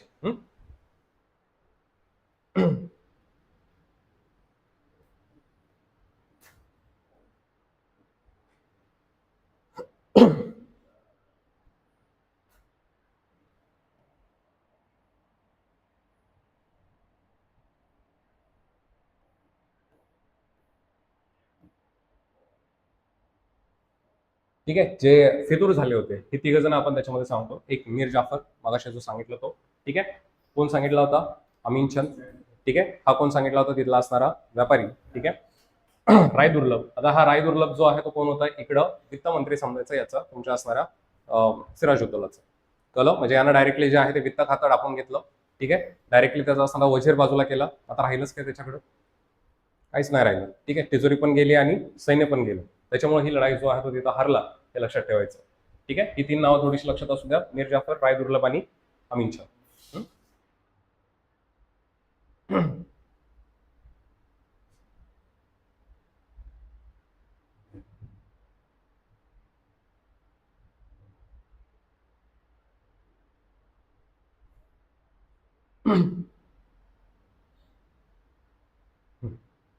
जे पुढचं सांगितलं होतं की मीर कासिम जो आहे तो आता कोणाकडे गेला होता, जो शाह आलम आहे, ठीक आहे, किंवा बहादूर शाह आपण ज्याला म्हणतो. शाह आलम किंवा बहादूर शाह, त्याला लक्षात ठेवायचं. सुजाउद्दौला हा एक त्याच्यामध्ये आला. या तिघांनी जे आहे ही लढाई केली होती आणि ब्रिटिशांकडून जो आहे तो कोण होता, हेक्टर मंरो होता, हे लक्षात ठेवायचं. समजलं. त्यांच्यामध्ये ही सगळी जी आहे ती लढाई झाली होती. आता त्यावेळेला बिहार असेल, बिहारमधलं जे आहे ते बक्सारचं त्या ठिकाणी जे ठिकाण सांगतो त्या ठिकाणी ही लढाई झाली, म्हणून त्याला काय म्हटलं जातं, बक्सारचं युद्ध म्हटलं जातं. त्याला ज्यावेळेला बक्सारचं युद्ध झालं त्यावेळेला सगळ्यात महत्वाची गोष्ट झाली होती की बाबा या तिघांचा पण जो आहे तो पराभव कोणी केला, हेक्टर मंड्रोने केला. आणि हेक्टर मंड्रोनं पराभव केल्यानंतर कुठलीही लढाई अशी थांबली जात नाही. समजलं. त्याला काहीतरी पुढं काय होतो, तह होतो. कळलं. आणि हा जो तह आहे हा त्याच्यामध्ये कुठला तह सांगितला जातो, अलाहाबादचा तह सांगितला जातो. समजलं. कुठला सांगितला, अलाहाबादचा तह. आता हा डायरेक्टली विचारला जातो की हा कोणामध्ये झाला होता, ठीक आहे, किंवा अलाहाबादचा तह करणारा मी या तिघांमधला पुढे कोण आला होता. तर याच्यामध्ये जो आहे जो शाह आलम आहे, शाह आलमच्या मदतीनं त्या ठिकाणी हा तह जो आहे तो त्याच्यामध्ये देण्यात आला. ठीक आहे. आता या तहामध्ये ऑलरेडी आपल्याला माहिती आहे बंगाल कुणाच्या हातात होतं, ते प्लासीच्या लढाईतच कुणाच्या हातात गेलं होतं, ब्रिटिशांच्या हातात गेलं होतं. ठीक आहे. त्याच्यानंतर हळूहळू आता बिहार किंवा अवधचा जो नवाब आहे हा कोण होता, शाह आलम. ठीक आहे. आणि त्याचा असणारा जो पुढचा परिसर होता तो म्हणजे ओरिसा. कळलं. म्हणजे आता तिन्ही प्रांतांवरती जे आहे ते कुणाची सत्ता आलेली तर आता ब्रिटिशांची. समजलं. कुठले कुठले 3 प्रांत, अलाहाबादच्या तहानं 3 प्रांत जे आहेत त्याच्यामध्ये आले. कुठले कुठले, बंगाल, ओडिसा आणि बिहार. कळलं. किंवा असं क्लॉकवाईज आहे, इकडे बंगाल जर घेतला, बंगाल, बिहार आणि ओरिसा. ठीक आहे. असं तिन्ही जे आहे ते तिन्ही राज्यांमध्ये आता जी सत्ता आली ही कुणाची आली होती, आता खऱ्या अर्थानं ब्रिटिशांची सत्ता आली. समजलं. आणि इथून पुढं एक त्या ठिकाणी जी पद्धत आहे, ठीक आहे, किंवा आर्थिक महसुलाची जी पद्धत आहे ती तिथं राबवली गेली, तिला जे आहे ते काय म्हटलं जातं, दुहेरी शासन पद्धत म्हटलं जातं. समजलं. काय म्हटलं जातं, दुहेरी शासन पद्धत जे आहे ते त्याला म्हटलं जातं.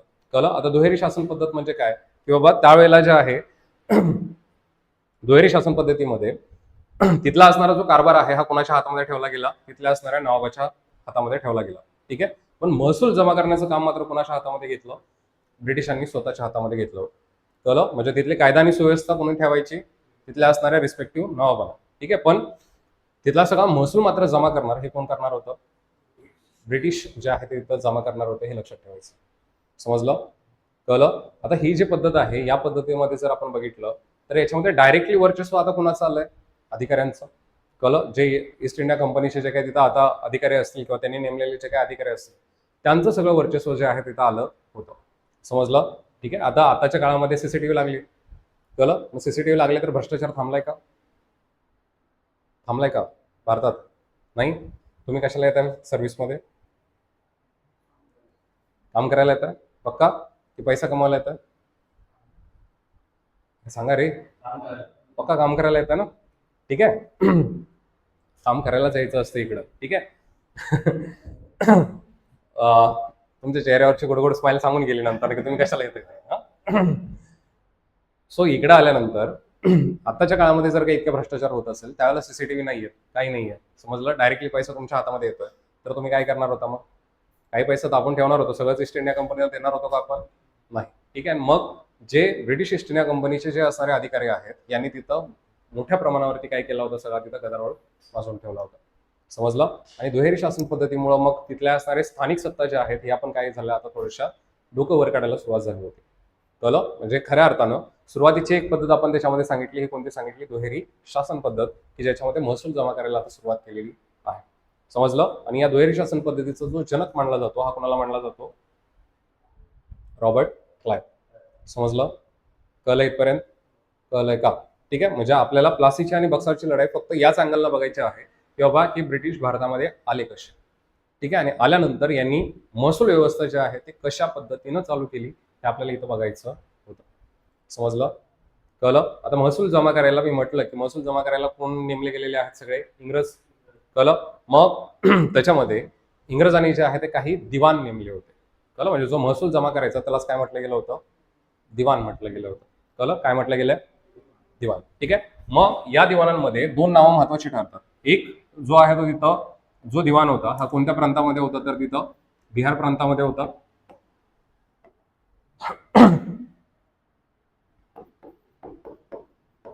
एक जो आहे तो कुठं होता? बिहार प्रांत. ठीक आहे. तर दुसरा जो आहे तो कुठं होता? बंगाल. ठीक आहे. जो बिहार प्रांतात होता त्याचं नाव होतं सीताबराय. ठीक आहे. काय नाव सांगितलं? सीताबराय. ठीक आहे. आणि इकडं जो आहे तो तिथं मोहम्मद रेझा नावाचा जो आहे तो त्याच्यामध्ये एक दिवाण नेमला होता. तो कशासाठी होता? बंगालसाठी. ठीक आहे. तर रेझा नाव थोडंसं मुस्लिम वाटतंय. कळलं. बंगालमध्ये जर आपण गेलो तर काय आहेत? मुस्लिम जास्त आहेत. त्याच्यामध्ये लक्षात ठेवायचं तिथं कोण होता? मोहम्मद रेझा. ठीक आहे. तर सीताबराय जो आहे तो कुठं आपल्याला दिसतो? त्याच्यामध्ये तुमच्या असणाऱ्या बिहारमध्ये दिसतोय. कळलं. ठीक आहे. ही दोन जी माणसं अपॉइंट केली गेली होती यांचे पण नावं थोडीशी लक्षात ठेवायची. कळलं. आणि यांनाच आपण काय म्हटलं गेलंय? दिवाण म्हटलं, हे लक्षात ठेवायचं. समजलं? कळलंय? म्हणजे इथपर्यंत जे आहे ते आपण बघितलं की बाबा आता दिवाण नेमून झालेली आहे. आता दिवाण नेमल्यानंतर पुढं कळलं की बाबा हे दिवाण सुद्धा जे आहे ते पुढे हळूहळू काय होत चाललेले आहेत? भ्रष्टाचारी होत चालल्यात. दिवाणाच्या हाताखालचे लोक सुद्धा जे आहे ते काहीतरी भ्रष्टाचारी होत चाललेली आहेत. ठीक आहे. तुमचं जे आपला कायद्यांचा जो विकास आहे तो चॅप्टर म्हणजे पॉलिटीमध्ये घेतलाय का? कायदे घेतल्यात? 1773चा रेग्युलेटिंग ऍक्ट वगैरे घेतल्यात? घेतल्यात ना? ठीक आहे. मग अजून करतो की तुम्हाला त्या गोष्टी येत असतील. ठीक आहे. जर आपण बंगाल आणि बिहारचा विचार केला तर इथपर्यंत ह्या गोष्टी झाल्यात. ठीक आहे. त्याच्यानंतर 1772 मध्ये त्या ठिकाणी जो आहे तो एक गव्हर्नर जनरल त्या ठिकाणी चेंज होऊन येतो ज्याचं नाव होतं वॉरन हेस्टिंग. ठीक आहे. काय नाव सांगितलं? Warren Hasting. ठीक आहे. आणि वॉरन हेस्टिंगनं केलं की बाबा आता हे दिवाण आम्हाला नकोय. आम्ही डायरेक्टली जे आहे महसूल जमा करणारे तिथं वेगळे अधिकारी नेमणार आहे. कळलं. आणि तिथून पुढं एक पद जे तयार झालं त्या पदाचं नाव होतं कलेक्टर. समजलं? ठीक आहे. म्हणजे कलेक्टर हे पद कधी आलंय? 1772ला आलेलं आहे. हे लक्षात ठेवायचं की 1772ला कलेक्टर हे पद जे आहे ते तयार केले गेलं. ठीक आहे. तर त्याच्या पाठीमागं पण स्टोरी आहे. हे पहिल्यांदा तिथं 1772ला पद आणलं. त्याच्यानंतर 2 वर्षांनी लगेच काय केलं? हे पद काढून टाकलं आणि त्याच्या जागी पुन्हा यावेळेला कोण नेमले होते? दिवाण नेमले. दिवाणांच्या जागी पण पुन्हा त्याच्यामध्ये दिवाण व्यवस्थित काम करत नाहीत कळलं. मग नायब दिवाण नेमले होते. ठीक आहे. नायब दिवाणानंतर परत 1786ला कोण नेमले? कलेक्टर नेमले. कळलं. पण ही सगळी स्टोरी आपल्याला लक्षात ठेवायची आहे का? नाही. ठीक आहे. हा सगळा पार्ट कुठला आहे? तो तुमचा असणारा जे ऍडमिनिस्ट्रेटिव्ह रिफॉर्म आपण ज्याच्यामध्ये सांगतो जर तुम्हाला राज्यसेवा द्यायची आहे तर. कळलं. तिथं हा सगळा विकास माहीत लागतो. आपल्याला इथे याची गरज नाही. आपलं काम जस्ट एवढंच आहे की बाबा 1772ला जे आहे ते काय आणले? कलेक्टर आणले. ठीक आहे. आणि कलेक्टर आणले त्यावेळेला वॉरन हेस्टिंग जो आहे वॉरन हेस्टिंगनं यानं एक पद्धत त्या ठिकाणी दुसरी आणली. ती म्हणजे कोणती पद्धत होती? तर त्याला बोली पद्धत म्हटलं जातं. कळलं. कोणती पद्धत आणली? बोली पद्धत जी आहे ते आपल्या इथं आणलेली आहे. ठीक आहे. आता बोली पद्धत म्हणजे बोली किंवा त्याला जे आहे ते लिलाव पद्धत सुद्धा म्हटलं जातं. ठीक आहे. किंवा IPL ला लिलाव लागतो माहिती आहे? ऑप्शन लागतं. ठीक आहे. सो ते ऑप्शन सारखी पद्धत जी आहे ती कोणी आणली होती? वॉरन हेस्टिंगने आणली होती. ठीक आहे. आता ऑप्शन सारखी पद्धत म्हणजे काय? की बाबा कोणतरी असा एखादा व्यक्ती येणार. ठीक आहे. त्यांना एवढ्या एवढ्या प्रांताचा जो आहे तो सांगायचं की मी एवढा महसूल याचा देणार, तुम्हाला जमा करून देणार आहे. समजलं? मग एखाद्याने सांगितलं मी तुम्हाला 500 रुपये देतो. ठीक आहे. दुसऱ्यानं उठायचं तिथं काय सांगायचं? परवडत असेल तर 600 देतो. तिसऱ्यानं उठायचं त्यानं काय सांगायचं? त्याच्यावरचा रक्कम. ठीक आहे. मग शेवटी जिथं रक्कम स्टॉप होणार तिथून पुढे जेव्हा आहे तो महसूल ठरला आणि हा महसूल मग त्या व्यक्तीने काय करायचं? आणून द्यायचं. ठीक आहे. यालाच आपण कुठली पद्धत म्हणतो? बोली पद्धत म्हणतो. हे लक्षात ठेवायचं. समजलं? आणि याचा उद्गार कोण सांगितला? वॉरन हेस्टिंग जो आहे तो त्याच्यामध्ये लक्षात ठेवायचा की वॉरन हेस्टिंगने जी आहे ती पद्धत आणलेली आहे. समजलं? आपल्याला एवढाच प्रश्न येतो की बोली पद्धत कुणी इन्व्हेंट केलेली आहे किंवा कुणी आणलेली आहे? कुणी आणले? मग वॉरन हेस्टिंगने जे आहे ते आणलेली आहे. समजलं? कळलं? ठीक आहे. सो बोली पद्धतीबद्दल जे आहे ती गोष्ट लक्षात ठेवायची.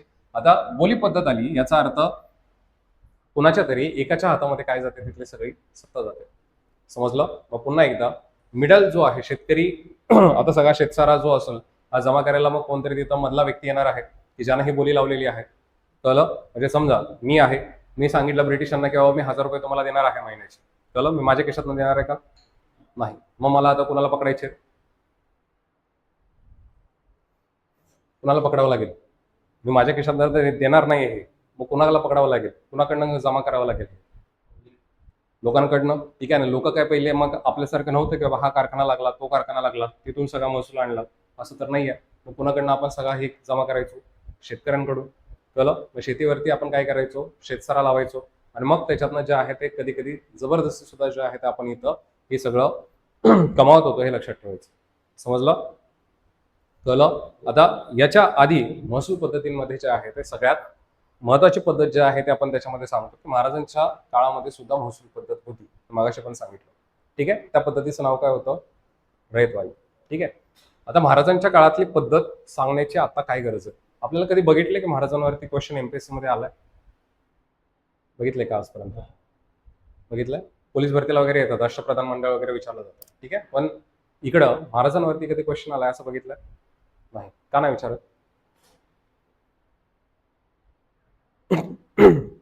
बोला.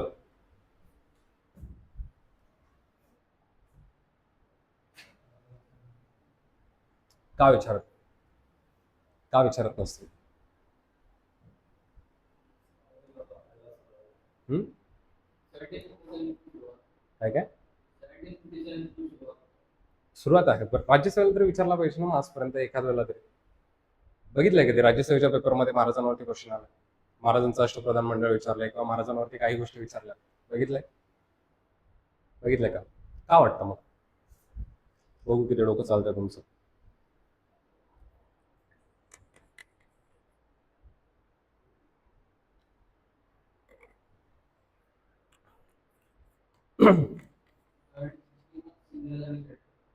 नाही. जर आपल्याला बघायचं असतं तर मग हा? होते ना. महाराजांच्या काळात काय इंग्रज नाही आहेत. महाराजांचा काळ कधीपासून कधीपर्यंत सांगतो आपण? 1630 पासून ते 1680 पर्यंत. ठीक आहे. म्हणजे 50 वर्ष आपण सांगतो. झालं? इंग्रज आल्यात कधी? 1498 ला. समजलं? मग ते आपल्या इथं आहेतच की. म्हणजे 1600 ला.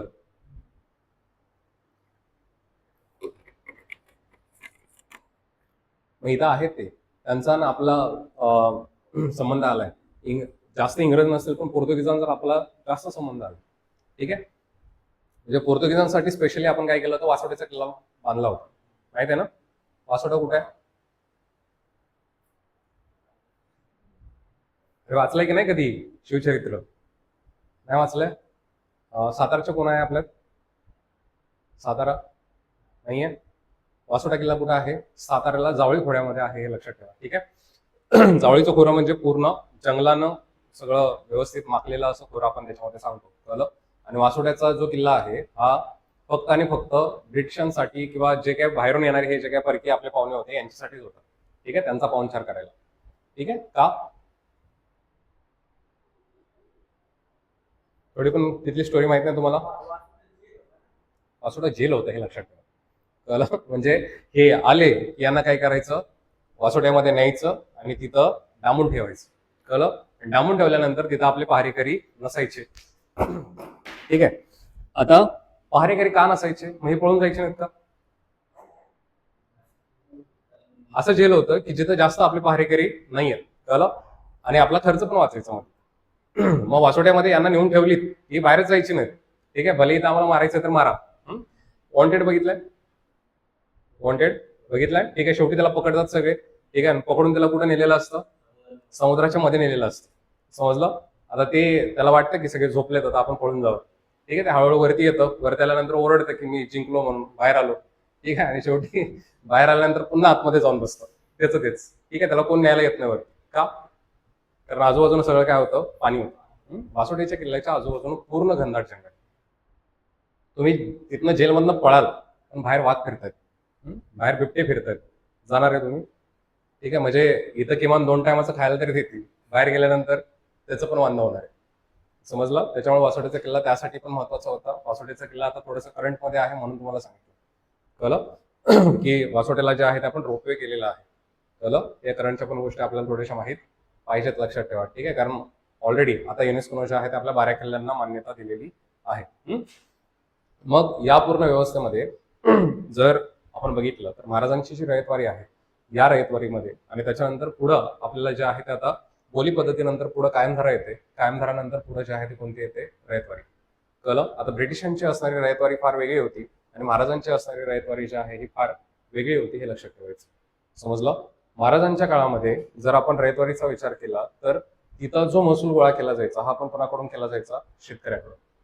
कळलं? ब्रिटिशांच्या रयतवारीमध्ये सुद्धा आपण जर बघितलं तर जो महसूल गोळा केला जाणार आहे हा कोणाकडून केला जाणार आहे, शेतकऱ्याकडूनच. कळलं? पण दोघांमध्ये फरक होता. कळलं? आता दोघांमध्ये फरक काय होता की जर समजा महाराजांचं एक तत्व होतं, मी ऐकलं असेल नसेल माहित नाही, ठीक आहे, की शेतकऱ्याच्या भाजीच्या देठालाही हात लागता कामा नाही. ठीक आहे, म्हणजे जोर जबरदस्ती कोणापासून घ्यायचं नाही. समजलं? ठीक आहे. जर समजा एखाद वर्षी दुष्काळ पडला तर त्या वर्षी पूर्ण तिथला शेतसारा काय असायचा, माफ असायचा. समजलं? ही कर्जमाफी आज जे आपल्याला मिळते हे आपण आता इन्व्हेंट केलंय असं नाही, हे आपण महाराजांच्या काळामध्ये गोष्ट बघितलेली आहे. समजलं? पुढे जाऊन जी पेशवेकालीन किंवा दुसऱ्या बाजाराच्या काळातली जी रयतवारी आली किंवा ब्रिटिशांच्या काळातली जी रयतवारी आली त्या रयतवारीमध्ये मात्र तुम्हाला दुष्काळ पडो नाहीतर शेतकऱ्याला ते पीक न येऊ तरी पण तुम्हाला काय केलं जायचं, तिथं असणारं शेतसारा जो आहे तो इथं जमा केलाच जायचा. समजलं? कळलं? आता जी महाराजांच्या काळामध्ये तिथं जी असणारी व्यवस्था होती त्याच्यामध्ये जी जमीन मोजली जायची त्या पद्धतीला जे आहे ते काय म्हटलं जायचं, काठी पद्धत म्हटलं जायचं. ठीक आहे. आणि इकडं जी पद्धत होती जमीन मोजण्याची त्याच्यासाठी खंड पद्धत जी आहे ते आपण अवलंबली होती, हे लक्षात ठेवायचं. समजलं? म्हणजे दोघांमध्ये आणखी एक फरक आहे, जमीन मोजण्याचा आणि इकडं किंवा तिथला महसूल जमा करण्याचा, या दोन फरक जो आहेत आपण त्याच्यामध्ये बघितला. ठीक आहे.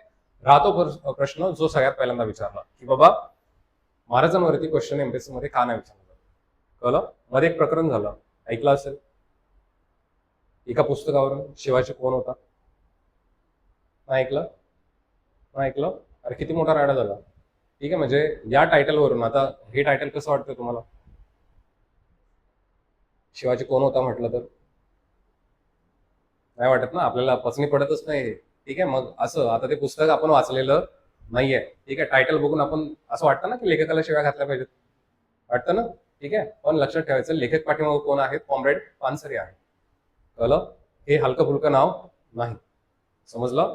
की जे प्रबोधन चळवळीमधलं खूप मोठ्या नावांपैकी एक आपण नाव सांगतो ते म्हणजे कॉम्रेड पानसरे. त्यांचं हे पुस्तक आहे आणि त्याच्यामध्ये शिवाजी कोण होता हे का लिहिलंय, ठीक आहे, किंवा महाराजांना एकेरी नावानं का बोलवलं गेलेलं आहे हे त्या पुस्तकामध्ये नमूद आहे, हे लक्षात ठेवायचं. हे वाचत नाही तोपर्यंत आपल्याला कळत नाही. एवढं तरी गोष्ट कळली की साध्या नावावरनं महाराजांच्या एवढा मोठा राडा होऊ शकतो. कळलं? जर समजा एमपीएससी एखादा प्रश्न विचारायला चुकली काय होईल. एमपीएससी देणारे आहेत ते समजून घेतील. ठीक आहे, जे देणारे नाही आहेत हा क्राऊड आपल्याकडे लय मोठा आहे. कळलं? ज्यांना काहीतरी कारणच पाहिजे असतं. समजलं? सो मग धोपटलं जाईल. समजलं? म्हणजे लक्षात ठेवायचं, महाराष्ट्रामध्ये जर आपल्याला काम करायचं आहे तर महाराज आणि बाबासाहेब दोघांच्या नावाबद्दल जास्त काय बोलायचं नाही, शांत बसायचं. ठीक आहे, माहीत असेल तर तोंड उघडायचं, अदरवाईज शांत. ठीक आहे, माहिती करून घेतो मग मी बोलेन हे प्रशासकीय उत्तर छापून द्यायचं. कळलं? म्हणजे किती सांभाळून बोलतात लक्षात ठेवा. म्हणजे कुठल्याही पक्षाचे तुम्ही असं पण फडणवीस ज्याला बोलत असतात त्यावेळेला त्यांचं बोलणं कधीतरी ऐकायचं. तो माणूस कधी शब्दात घालणार नाही तुम्हाला. ठीक आहे, म्हणजे एवढं म्हणजे बुद्धीनं आणि चातुर्यानं जो आहे तो माणूस बोलत असतो. हे आपल्याला उद्या जाऊन तुम्ही ज्यावेळेला प्रशासनात येणार आहात त्यावेळेला या गोष्टीची फार गरज असते, हे लक्षात ठेवायचं. समजलं? कारण उद्या जाऊन तुम्ही अशा एखाद्या ठिकाणी ऑफिसर असणार आहात की जिथं तुम्हाला सिच्युएशन हँडल करायची. समजलं? फॉर एक्झाम्पल पुण्यामधलं आता एक प्रकरण झालं जे नसरापुरातलं झालं. ठीक आहे, आता त्या ठिकाणी सगळा मॉब जो आहे तो नॅशनल हायवे बंद केलाय. आता नॅशनल हायवे बंद केला तो क्लिअर पण करायचं तुम्हाला. दुसरी गोष्ट, जर का तुम्ही आरेरावी केली तर तुम्हीच मार खाल अशी परिस्थिती होती. समजलं? शेवटी लाठीचार्ज आपल्याला करावं लागेल, ती गोष्ट वेगळी. कळलं? पण तिथली सिच्युएशन जर तुम्हाला हँडल करायची आहे तर तेवढं मग तुमच्याकडं मिठे बोल सुद्धा पाहिजेत, हे लक्षात ठेवा. किंवा तिथल्या सिच्युएशन नुसार तुम्हाला बोलता आलं पाहिजे, हे सुद्धा लक्षात ठेवायचं. ठीक आहे, सरळ सरळ लोक काय म्हणत होती, पोलिसांना पण म्हणत होते तुमच्या बरोबर ही गोष्ट झाली असते तुम्ही काय केलं असतं. ठीक आहे, डायरेक्ट भावनिक मुद्दा होता, त्याला तुम्हाला जास्त क्लिष्ट पद्धतीने तुम्ही हाताळू शकत नाही. किंवा डायरेक्ट लाठीचार्ज, हा बाबा काढा बंदूक आता, असलं चालत नाही. ती गन तुम्हाला दिलेली असते, आपण आर्मीमध्ये नाहीये. कळलं, की आपल्याला पाहिजे तेवढ्या आपण गोळ्या फायर केल्या इथं, असली गोष्ट होणार नाही. एका एका गोळीचा हिशेब असतो, हे लक्षात ठेवायचं. कळलं, कुठं झाडली आणि का झाडली याला कारण द्यावं लागतं. ठीक आहे, तुम्हाला डायरीमध्ये मेन्शन करावं लागतं की मी हे का केलं. समजलं? ठीक आहे, पाठीमागे आता सगळ्यात पहिली जी आपण पद्धत बघितली होती की आपण त्याच्यामध्ये सांगितलं की बाबा बोली पद्धत बघितली होती, आणि बोली पद्धतीच्या नंतर त्या ठिकाणी एक जी पद्धत येते त्याचं नाव काय होतं? कायमधारा. ठीक आहे. दुसरी आहे ती कोणती सांगितली आपण? रयतवारी. एक आधीची रयतवारी सांगितली की जी कोणाच्या काळातली सांगतो आपण? महाराजांच्या काळातली. ठीक आहे, आणि ही जी आहे ती एकतर दुसरा बाजीराव, ठीक आहे, किंवा पेशवाईकालीन असेल किंवा ब्रिटिश कालीन जे आहे ते आपण त्याच्यामध्ये रयतवारी सांगणार आहे. ठीक आहे, आणि तिसरी जी आहे ती कोणती सांगतो आपण? महाद्वारी. ठीक आहे. आपल्याला प्रश्न कुठे पहिली गोष्ट ही पद्धत कोणी सांगितली, ठीक आहे, किंवा लागू करणारा त्याचा जनक कोण आहे हे आपल्याला त्याच्यावर विचारलं जातं. ठीक आहे, ही पद्धत कोणत्या भागामध्ये होती हे आपल्याला विचारलं जातं. ठीक आहे, आणि या पद्धतीला कुणी सपोर्ट केला आणि कुणी विरोध केला हे आपल्याला विचारलं जातं. समजलं? कळलं? म्हणजे प्रश्न कशावरती आणि कुठे येणार आहेत हे आपल्याला माहित पाहिजे. त्याच्यामध्ये दुनियाभराची माहिती आहे, आपल्या कामाचं नाही. कळलं? मी काय काय कामात सांगितलं फक्त? त्या पद्धतीचा जनक कोण? कळलं? दुसरी गोष्ट, ती पद्धत लागू करणारे जे भाग होते ते भाग कोणते कोणते होते, किती टक्के भागावरती ही पद्धत लागू होती. ठीक आहे, या पद्धतीला सपोर्ट करणारे कोण होते आणि या पद्धतीला विरोध करणारे कोण होते हे आपल्याला बघायचं आहे. समजलं? कळलं का? ठीक आहे. आता ऑलरेडी आपण बघितलं की बोली पद्धतीमध्ये जर आपण त्याच्यामध्ये बघितलं तर लक्षात ठेवायचं त्याच्यामध्ये जो वॉरन हेस्टिंग होता, ठीक आहे, तर त्या वॉरन हेस्टिंगची जी बोली पद्धत लागली होती, या बोली पद्धतीनं जे आहे ते पुन्हा एकदा त्याच्यामध्ये खूप सारा भ्रष्टाचार त्याच्यामध्ये आपल्याला बघायला मिळाला. कळलं? आणि त्याच्यामुळेच मग आपल्याला एका वर्षात कायदा आणावा लागला होता, ज्या कायद्याचं नाव होतं 1773चा रेग्युलेटिंग ऍक्ट होता. कळलं? आता हा तुम्ही केला असेल. ठीक आहे, 1773चा जो रेग्युलेटिंग ऍक्ट आणला त्याच्या नावातच आहे रेग्युलेटिंग ऍक्ट. रेग्युलेट करण्याचा अर्थ चालवणं. कळलं? म्हणजे काहीतरी नियम करून देणं. आता हे नियम कुणाला करून दिले होते? ब्रिटिश ईस्ट इंडिया कंपनीला हे करून दिलं होतं. कळलं? कारण सगळी सत्ता कोणाच्या हातात आहे? ब्रिटिश ईस्ट इंडिया कंपनीच्या हातात आहे, की ब्रिटिश पार्लमेंटच्या हातात आहे? भारतातली सगळी सत्ता कोणाच्या हातात होती? ब्रिटिश ईस्ट इंडिया कंपनीच्या हातात होती, हे लक्षात ठेवायचं. ब्रिटिश पार्लमेंटच्या हातात सत्ता नाही. कळलं? समजलं? आता ब्रिटिश पार्लमेंटला वाटलं की यांचा सगळा मनाचा कारभार चाललाय, म्हणून यांना काहीतरी नियम बनवून दिले पाहिजे, म्हणून आपण 1773चा काय केला होता? कायदा आणला होता. कळलं? आता 1773च्या कायद्यानं जो बंगालचा नवाब आहे तोच काय झाला तिथला असणारा, किंवा बंगालचा जो त्याच्यामध्ये गव्हर्नर होता, बंगालचा गव्हर्नर आपण काय केला तिथं? बंगालचा गव्हर्नर जनरल केला होता. ठीक आहे, मग हा बंगालचा गव्हर्नर जनरल पहिला कोण सांगतो आपण? वॉरन हेस्टिंग असं सांगतो. कळलं? दुसरी गोष्ट, आता याचा असणारा एक नोकर होता. ठीक आहे, आणि त्या नोकराच्या नावावरती सुद्धा जे आहे ते एक बोली लागायची. कळलं? ज्या नोकराचं नाव होतं कुंत बाबू. कळलं? काय नाव सांगितलं? कुंत बाबू नावाचा एक त्याचा नोकर होता. त्यांना सुद्धा जे आहे ते त्याच्या नावावरती सुद्धा बोली लागलेली आपल्याला बघायला मिळते. आता तो नोकर आहे पण त्याच्या नावावरती बोली लागली आणि तो सांगतोय की मी शेतसारा जमा करून देतोय, हे पॉसिबल होतं का?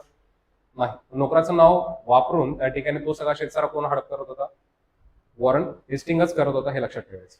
समजलं? म्हणजे कळलं की बाबा इथं सगळा अनागोंदी कारभार चाललेला आहे, सगळं जे आहे ते काय आपल्या हातात येईल असं काय आता वाटत नाहीये. त्याच्यामुळे मग हे सगळे ऍक्ट जे आहेत आपल्याला तिथे करावे लागले होते, हे लक्षात ठेवायचं. समजलं?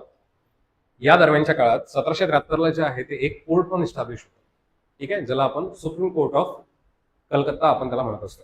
कळलं? आता हे सुप्रीम कोर्ट कुठलं सांगितलंय? फक्त कलकत्त्याचं सांगितलंय. ठीक आहे, आता आत्ताचं जर आपण सुप्रीम कोर्ट बघितलं तर हे कोणासाठी आहे? पूर्ण भारतासाठी आहे, आणि त्याच्या अंडर बाकीचे सगळे कोर्ट आहेत. ठीक आहे, या भ्रमात राहायचं नाही की जसं आताचं कोर्ट काम करतंय तसं 1773चं सुप्रीम कोर्ट करत होतं, या भ्रमात राहायचं नाही. कारण पूर्ण भारत अजून एक संध नाहीये. समजलं? अजून आपण कुठली गोष्ट करतोय? फक्त बंगालची गोष्ट करतोय. म्हणजे ते कलकत्त्याचं जे असणारं सुप्रीम कोर्ट आहे हे फक्त कोणासाठी होतं? कलकत्ता रिजनसाठीच होतं, हे लक्षात ठेवायचं. कळलं? नंतर ना त्याच्यानंतर जे आहे ते सुप्रीम कोर्ट ऑफ मद्रास पण झालं होतं. कळलं? समजलं? म्हणजे वेगळे वेगळे सुप्रीम कोर्ट पण इथं आलेले आपल्याला बघायला मिळतात. कळलं? आता जे पहिलं सुप्रीम कोर्ट नेमलं गेलं त्याच्यामध्ये जे जो तिथला सगळ्यात मेन जो तिथला न्यायाधीश होता त्याचं नाव काय होतं? इलियास इम्पे नावाचा जो आहे तो त्याच्यामध्ये न्यायाधीश आपण सांगतो. ठीक आहे, आणि त्याच्या सोबतीनं अजून किती होते? किती होते? जॉन स्टीफन आणि बघा एक चेंबरलिन होता. ठीक आहे, त्याच्यानंतर लिमस्टर होता. ठीक आहे, आणि त्याच्यानंतर हाईड होता. ठीक आहे, असे 3 नावं जे आहेत आपल्याला त्याच्यामध्ये बघायला मिळतात. ठीक आहे, तर हे लक्षात कसं ठेवायचं, इलियास इम्पेने जे आहे ते काय केलं होतं, जो लिम्स्टर आहे त्याला चेंबरमध्ये हाईड करून ठेवलं होतं, असं लक्षात ठेवायचं. कळलं? काय लक्षात ठेवणार आहे? 4 नावं सांगितली. एक सगळ्यात पहिलं जे नाव आहे ते कोण सांगितलं?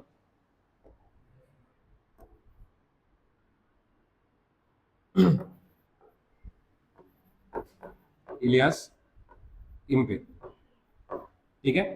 त्याच्यानंतर दुसरा जो आहे तर त्याच्यामध्ये कोण सांगतोय आपण? हाईड होता. त्याच्यानंतर लिम्स्टर होता. ठीक आहे. आणि त्याच्यानंतर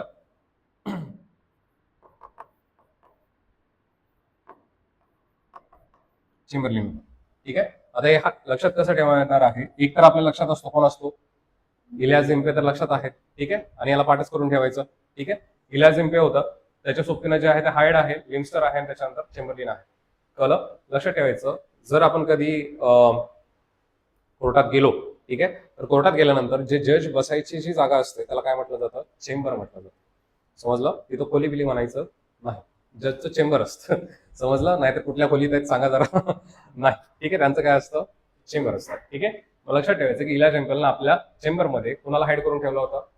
लिम्स्टरला हाईड करून ठेवलं होतं. समजलं? कळलं? पाठ होईल. काय लक्षात ठेवलंय आपण? इलियास इम्पेने चेंबरमध्ये कुणाला हाईड केला होता? लिम्स्टरला हाईड केला होता. समजलं? कळलं? म्हणजे एकच नाव पाठ करायचं, कोण? लिम्स्टर. चेंबर आणि हाईड तर आपल्या अशीच लक्षात राहून जाते. समजलं? समजलंय का?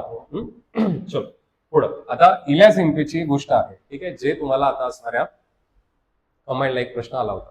ठीक आहे. न्यायाची हत्या हे प्रकरण कुणाच्या बाबतीत आहे असं विचारलं होतं.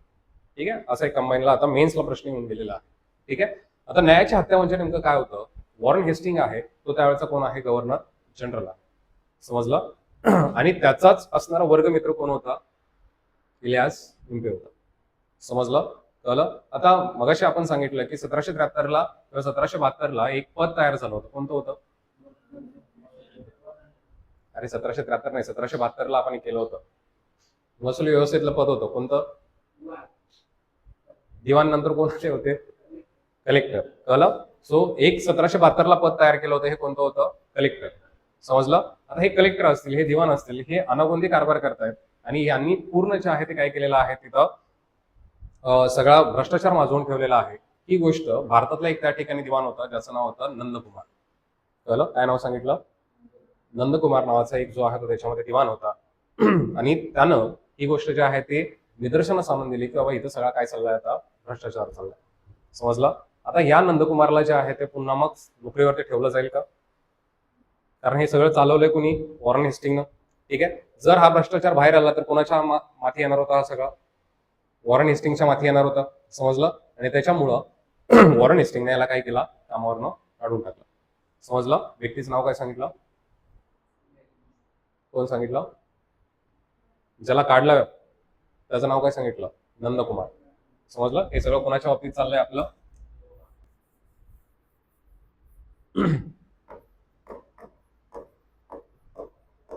नंदकुमार. ठीक आहे.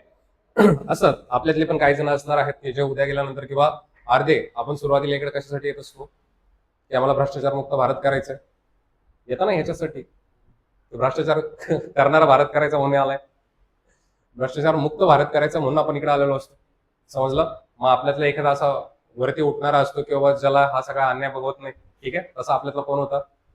नंदकुमार. ठीक आहे. नंदकुमार बिचारा उठला, त्यानं सांगितलं की या सगळ्या गोष्टी ज्या आहेत चुकीच्या घडतायत आणि याच्याबद्दल आवाज उठवल्यानंतर वॉरन हेस्टिंगने याला जे आहे ते काय केलं? पदावरनं काढून टाकलं. समजलं? आता पदावरनं काढून टाकलं तर याला माहित होतं की 1773ला ऍक्ट केलाय आणि हा कोणी केलाय? ब्रिटिश पार्लमेंटने केलाय. कळलं? मग आपल्याला जर दाद मागायची असेल तर कुठं जावं लागेल?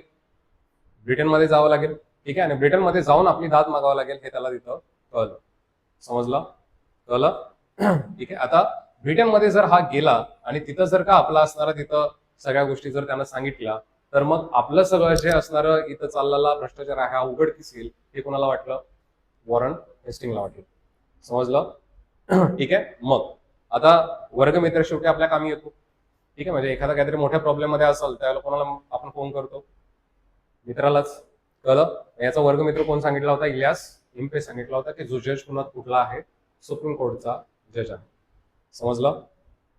कळलं. तोपर्यंत नंदकुमारने हे सगळं प्रकरण पुढे टाकलं होतं, ब्रिटिश पार्लमेंटमध्ये नेऊन टाकलं होतं. तेव्हा अशा अशी गोष्ट घडते.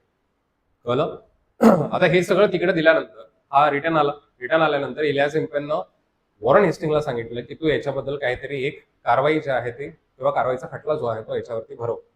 कळलं. आणि काही भ्रष्टाचाराचे आरोप करून त्या ठिकाणी कुणाला पकडलं गेलं? नंदकुमारलाच पकडलं गेलं. समजलं. आता भ्रष्टाचार केलाय तर तुम्हाला फाशी देता येते का? तेव्हा तुम्ही भ्रष्टाचार केला आणि म्हणून तुम्हाला फासावरती लटकवलं असं होणार आहे का?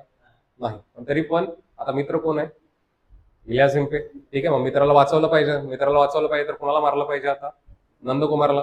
बरं, गोळ्या घालून पण मारता आलं असतं, पण तसली गोष्ट यांनी केली नाही. यांनी सगळं जे आहे ते प्रॉपर नियोजन लावलं आणि नियोजन लावून त्याच्यामध्ये सांगितलं की याला पकडला नंदकुमारला, त्याच्यावरती खटला भरला आणि खटला भ्रष्टाचाराच्या खटलाखाली याला जे आहे ती शिक्षा कशाची दिली? फाशीची शिक्षा देऊन टाकली. समजलं. आता हा पण गेला आणि याच्या सोबतीने याचे सगळे पुरावे गेले. कळलं. प्रकरण राहिलं का आता हे? नाही. ठीक आहे. म्हणून या असणाऱ्या प्रकरणाला त्या ठिकाणी काय म्हटलं जातं? न्यायाचा खून म्हणून त्या ठिकाणी ओळखलं जातं. समजलं. काय म्हटलं जातं या प्रकरणाला? न्यायाचा खून म्हणून हे प्रकरण जे आहे ते ओळखलं जातं. समजलं.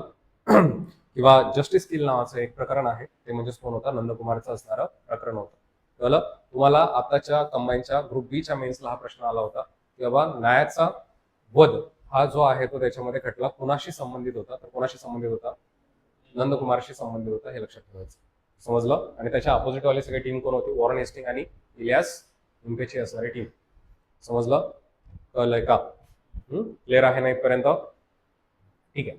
म्हणजे न्यायाचा खून मानणारी जी काही पद्धत आहे हे आपल्याला कुठे विचारलेले आहे हे आपल्याला थोडंसं लक्षात ठेवायचं आहे. कळलं. समजलं.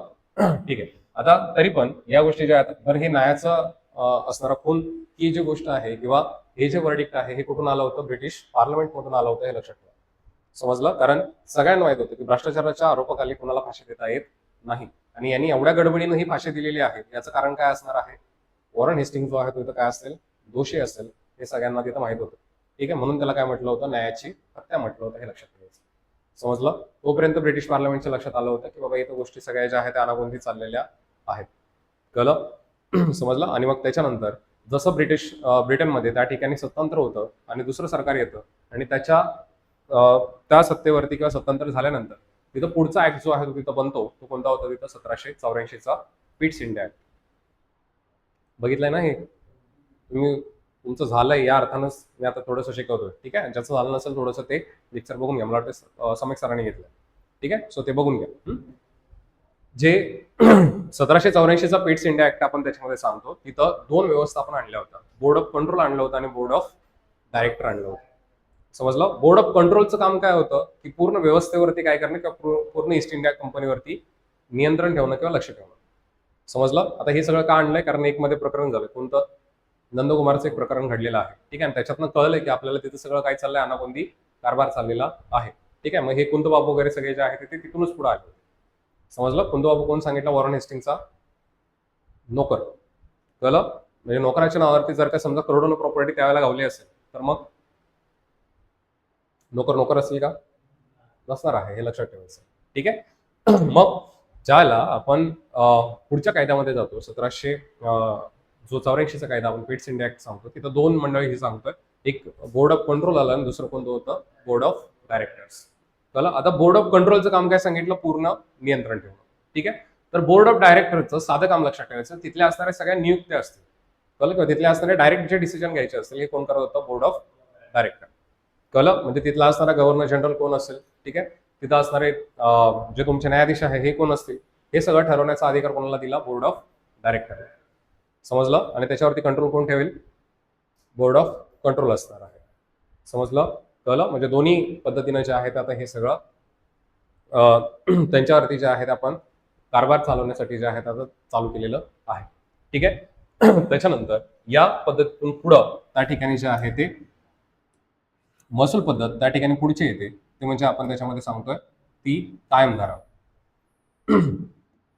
ठीक आहे. आता कायमधारा पद्धतीचा जो जनक आहे हा कोण सांगितला जातो त्याच्यामध्ये? Lord Cornwallis.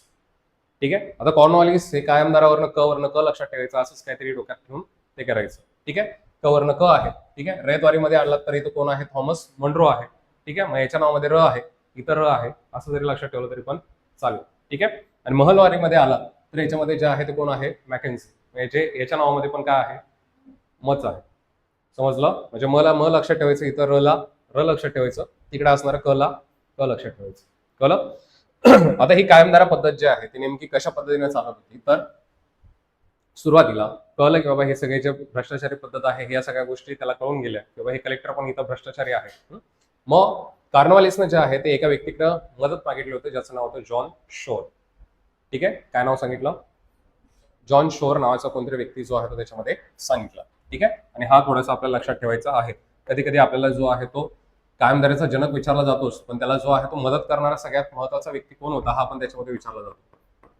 ठीक आहे. कोण होता हा? जॉन शोर नावाचा जो व्यक्ती आहे तो त्याच्यामध्ये होता, हे लक्षात ठेवायचं. कळलं? कायमधारा पद्धत आली की दोन व्यक्ती लक्षात ठेवायच्या. कोणत्या कोणत्या? गव्हर्नर कार्नवालिस आणि दुसरा कोण सांगितलं? जॉन शोर सांगितलं. ठीक आहे. किंवा कार्नवालिसचा शोर लक्षात ठेवला तरी पण चालेल. समजलं? ठीक आहे. आता हा जो कार्नवालिस आहे यानं 1990ला त्या ठिकाणी किंवा 1790 ते 91 पर्यंत त्या ठिकाणी जे आहे ते एक गोष्ट किंवा जॉन शोरकडे जे आहे ते तिथं मदत मागितली होती, किंवा मला जे आहे तिथं महसूल पद्धत तयार करायची आहे आणि ही मला तयार करून दे. ठीक आहे. जॉन शोर त्यावेळेचा असणारा अर्थतज्ञ होता, हे लक्षात ठेवायचं. कळलं? मग जॉन शोरने काय केली की त्याला एक दशवार्षिक पद्धत जी आहे ती बनवून दिली. कळलं? कोणती पद्धत बनवून दिली होती? दशवार्षिक. आता दशवार्षिक म्हणजे 10 वर्षासाठी असणारी पद्धत, तिला आपण काय म्हणणार आहे? दशवार्षिक पद्धत. ठीक आहे. मग ही पद्धत जी आहे ते त्यानं तिथं बनवून दिली, पण याला जे आहे ते ही पटली नाही. समजलं? पण तरी पण ही पद्धत जी आहे ती पुन्हा त्यानं त्याच्यावर थोडासा विचार केला आणि नंतर त्यानं ही फक्त पद्धत 10 वर्षासाठी लागू होणार नाही, तर ही पद्धत किती का मी जोपर्यंत असेल किंवा ब्रिटिश शासन जोपर्यंत असेल तोपर्यंत ही पद्धत तिथं लागू राहील, म्हणून त्या पद्धतीला काय नाव ठेवण्यात आलं? कायमधारा पद्धत जे आहे तिथं नाव ठेवण्यात आलं. समजलं? आता कायमधारा पद्धत ज्याला आली त्याच्यामध्ये पद्धत काय असायची, तर याच्यामध्ये जे आहे ते 3 व्यक्ती असायच्या. सगळ्यात वरती जे आहे ती इथं असणारा तुमच्या असणारी ईस्ट इंडिया कंपनी असायची. ठीक आहे. याच्यामध्ये यांनी जे आहे ते तिथं एक वर्ग नेमला होता, त्यांचं नाव होतं जमीनदार. कळलं? कोणता वर्ग नेमला होता त्यांनी? जमीनदार. मगाशी कोण होते? कलेक्टर. आता कोण आल्यात? जमीनदार आले. समजलं? किंवा तिथं दिवाण होते, आता इकडे कोण आल्यात? जमीनदार. समजलं? त्याच्यानंतर जमीनदाराच्या खाली जे आहे ते आता इथं कोण असणार आहे? तुमच्या असणारी रयत असेल. कळलं? म्हणजे इथं असणारे आता डायरेक्टली लोक किंवा शेतकरी असतील. कळलं? मग हा शेतसारा जो आहे तो कुणाकडे द्यायचा? या असणाऱ्या जमीनदाराकडे. जमीनदार कुणाकडे नेऊन देणार? ईस्ट इंडिया कंपनीकडे नेऊन देणार. असा जो त्यावेळेचा सगळा महसूल गोळा करण्याची जी पद्धत आहे ती तिथं असायची. समजलं? कळलं का?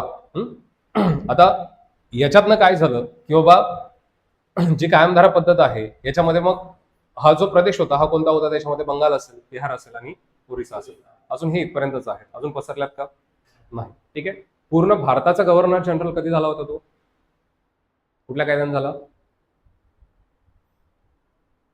संपूर्ण भारताचा पहिला गव्हर्नर जनरल कोण सांगतो आपण? बेंटिक. ठीक आहे. मग बेंटिक कधी सांगतो आपण? साल 1827 पासून पुढं ते 1833 पर्यंत जो आहे तो कोण सांगतो आपण? बेंटिक. ठीक आहे. आणि 1833चा जो काही तिथं ऍक्ट होता त्यानं जो आहे तो हा काय झाला होता, तिथं पूर्ण भारताचा असणारा गव्हर्नर जनरल बनला होता. कळलं? म्हणजे त्यावेळेची पद्धत जी आहे ते काहीतरी तिथं वेगळी असणार आहे, हे लक्षात ठेवायचं. मग या भागामध्ये जे आहे ते ही सगळी पद्धत त्या ठिकाणी लागू झाली होती. कळलं? आता ही कायमधाराची पद्धत आहे, याच्यामध्ये सगळ्यात महत्वाची जी गोष्ट झाली त्याच्यामध्ये काय झालं, तर बाबा ही जी काही इथं असणारी रयत आहे, ठीक आहे, याने जे आहे ते कुणाला द्यायचा कर? जमीनदाराला. जमीनदारानं कुणाला द्यायचं आता? ईस्ट इंडिया कंपनीला. ठीक आहे. आणि या जमीनदारांसाठी एक रूल असायचं, त्या रूललाच त्या ठिकाणी नाव होतं सूर्यास्त रूल. कळलं? किंवा सूर्यास्ताचा नियम म्हणून त्या ठिकाणी नियम होता. कळलं? आता सूर्यास्ताचा नियम म्हणजे काय की बाबा या असणाऱ्या रयतेकडनं तुम्ही कधीही तिथं शेतसारा जमा करा, आम्हाला माहित नाही, पण आम्ही जो दिवस ठरवलाय त्या दिवसाच्या सूर्यास्तापर्यंत तुम्ही काय करायचं? तो सगळा ठरलेला शेतसारा आणायचा आणि या ठिकाणी आम्हाला जमा करून द्यायचा. समजलं? कळलं? ठीक आहे. म्हणजे प्रेशर कुणावरती होतं? जमीनदारांवरती पण प्रेशर होतं. कळलं? आता हे प्रेशर जर जमीनदारावरती आलं तर त्या ठिकाणी तो प्रेशर कुणावरती टाकायचा? खाली शेतकऱ्यांवरती. साहजिक गोष्ट होती, आपल्या खिशातलं कोण देणार नव्हता. समजलं? मग तिथं असणारं पिकोत, तिथं असणारा दुष्काळ पडो नाहीतर काही हो, तिथं त्यांना महसूल पाहिजे म्हणजे पाहिजे असं व्हायचं. आणि याच्यातनं मग इथं असणारे जे शेतकरी आहेत यांनी हळूहळू काय केलं, मग आपल्या जमिनी आता कुणाकडे घाण ठेवायला सुरुवात केली? जमीनदाराकडे. कळलं, कारण त्यांनी मधलं शेवटी गाळपाट थोडंफार मारणार आहे, ते लोक जे आहे ते मोठी होत चालली होती. समजलं. आणि मग हे सगळे शेतकरी जे आहेत एकतर सावकाराकडे जायचे, नाहीतर कुणाकडे जायचे, मग जमीनदारांकडे जायचे की बाबा आम्हाला जे आहे ते आता शेतसारा द्यायला जमत नाही. मग त्यांची असणारी जमीन जी आहे तिथं जबरदस्ती काढून घेतली जायची. आणि मग या पद्धतीमध्ये शेतकरी जो आहे तो मालकापासून कुठे गेला होता, शेत मजुराकडे गेला होता, हे लक्षात ठेवायचं. समजलं. म्हणजे शेतकरीच आता कोण बनलाय, तिथला असणारा शेत मजूर बनला. कळलं. आणि जमिनीचे हक्क जे आहेत ते आता कुणाकडे गेले, तुमच्या असणाऱ्या जमीनदाराकडे गेले होते. ठीक आहे. आणि या पद्धतीमध्ये एक मोठा वर्ग त्या ठिकाणी उदयाला आला, तो कोणता होता, जमीनदार. समजतंय. कळलं. म्हणजे इथे शेतकऱ्यांचा काय फायदा झालाय का, नाही. ठीक आहे. आपल्या शेती यांना काय कराव्या लागल्या, त्यातच विकाव्या लागल्या. एकतर त्या जमीनदाराकडे द्याव्या लागल्या, नाहीतर कुणाकडे द्याव्या लागल्या, सावकारांकडे द्याव्या लागल्या. समजलं. कळतंय का. ठीक आहे. त्याच्यामुळे ही पण पद्धत जी आहे आपल्याला कुठंतरी तिथं व्यवस्थित चाललेली बघायला मिळत नाही. समजलं. कळलं. आणि मग याच्यातनं जे आहे ते मग इथले काही जमीनदार जे आहे ते नाराज झाले. कळलं. किंवा जमीनदार जे आहे ते काही ठिकाणी फार मोठे झाले, ते ब्रिटिश ईस्ट इंडिया कंपनीला पण त्या ठिकाणी विचारण्याचं झाले. ठीक आहे. मग कळलं की बाबा ही पद्धत पण जी आहे आपल्याला काही केली पाहिजे, आता थोडीशी बदलली पाहिजे. ठीक आहे. आणि याच्यातूनच पुढे जे आहे ते आणखी एक पद्धत येते, तिचं नाव जे आहे ते आपण काय सांगतो, रयतवारी. कळलं. आता रयतवारी ही जी पद्धत आहे ही आपण त्याच्यामध्ये बघतोय की 1820 ला स्टार्ट झालेली आहे. ठीक आहे. कायमदार कधी सांगितली, 1793 ला. कळलं. हे साल लक्षात ठेवायचे, विचारले जातात. समजलं. कायमधारा कधी सांगितले, 1793. ठीक आहे. कायमधारा कोणी चालू केले, कोणी सांगितले, कॉर्नवॉलिस. ठीक आहे. मदत कोणी केली होती, जॉन शोअर. ठीक आहे. याच्यावरती टीका कोणी कोणी केली होती हे जर आपण बघितलं तर त्याचा असणारा सगळ्यात मोठा अर्थतज्ञ जेम्स मिल. ठीक आहे. जेम्स मिलने याच्यावरती टीका केली होती या पद्धतीवरती. ठीक आहे. डेव्हिड रिकॉर्डो नाव ऐकलंय, डेव्हिड रिकॉर्डो. ठीक आहे. ज्यांनी खंड सिद्धांत मांडला होता. ठीक आहे. तो खंड सिद्धांत ज्या व्यक्तीनं मांडला ते कोण होते त्याच्यामध्ये सांगतो आपण, डेव्हिड रिकॉर्डो. डेव्हिड रिकॉर्डोने सुद्धा जे आहे ते या पद्धतीला काय केला होता, तिथं विरोध केला होता, हे लक्षात ठेवायचं. समजलं. कळलं. दोन व्यक्ती सांगितलं, कोण कोण, जेम्स मिल आणि डेव्हिड रिकॉर्डो. ठीक आहे. ही नावं लक्षात ठेवायची. याच्यामध्ये ती नाही आहेत कदाचित.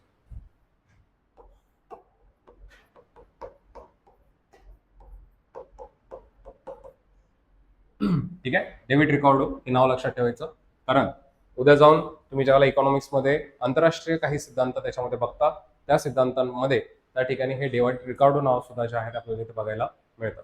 ठीक आहे. म्हणजे अर्थशास्त्राचं जनक कोणाला मानलं जातं, अर्थशास्त्राचा जनक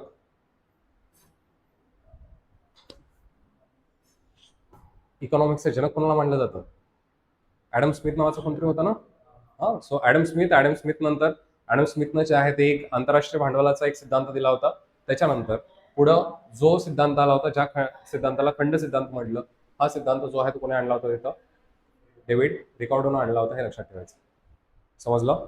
कळलं. सो खूप मोठा अर्थतज्ञ आहे, हे लक्षात ठेवायचं. कळलं. आता डेव्हिड रिकॉर्डो हे नाव का घेतलंय, कारण हे आपल्याला थोडंसं रयतवारीमध्ये सुद्धा जे आहे ते कामी येणार आहे. कळलं. समजलं. कायमधारा पद्धत कुठल्या भागात होती, फक्त बंगाल, बिहार आणि ओरिसा. आता भारताचा जास्त भाग आहे का, हा नाही. म्हणून त्याच्यामध्ये त्याची टक्केवारी सुद्धा जी आहे ती किती लक्षात ठेवायची, 19% हे त्या भागावरती होतं, हे लक्षात ठेवायचं. समजलं. कळलं. त्याच्यानंतर आता आता हळूहळू सत्ता जी आहे ती आता कुठे गेलेली आहे, म्हणजे किंवा बंगालमध्ये आली होती, ही कुठून आली होती, मद्रासमधून. कळलं. आणि मद्रासमध्ये एक जिल्हा होता, त्या जिल्ह्याचं नाव होतं बारामहाल.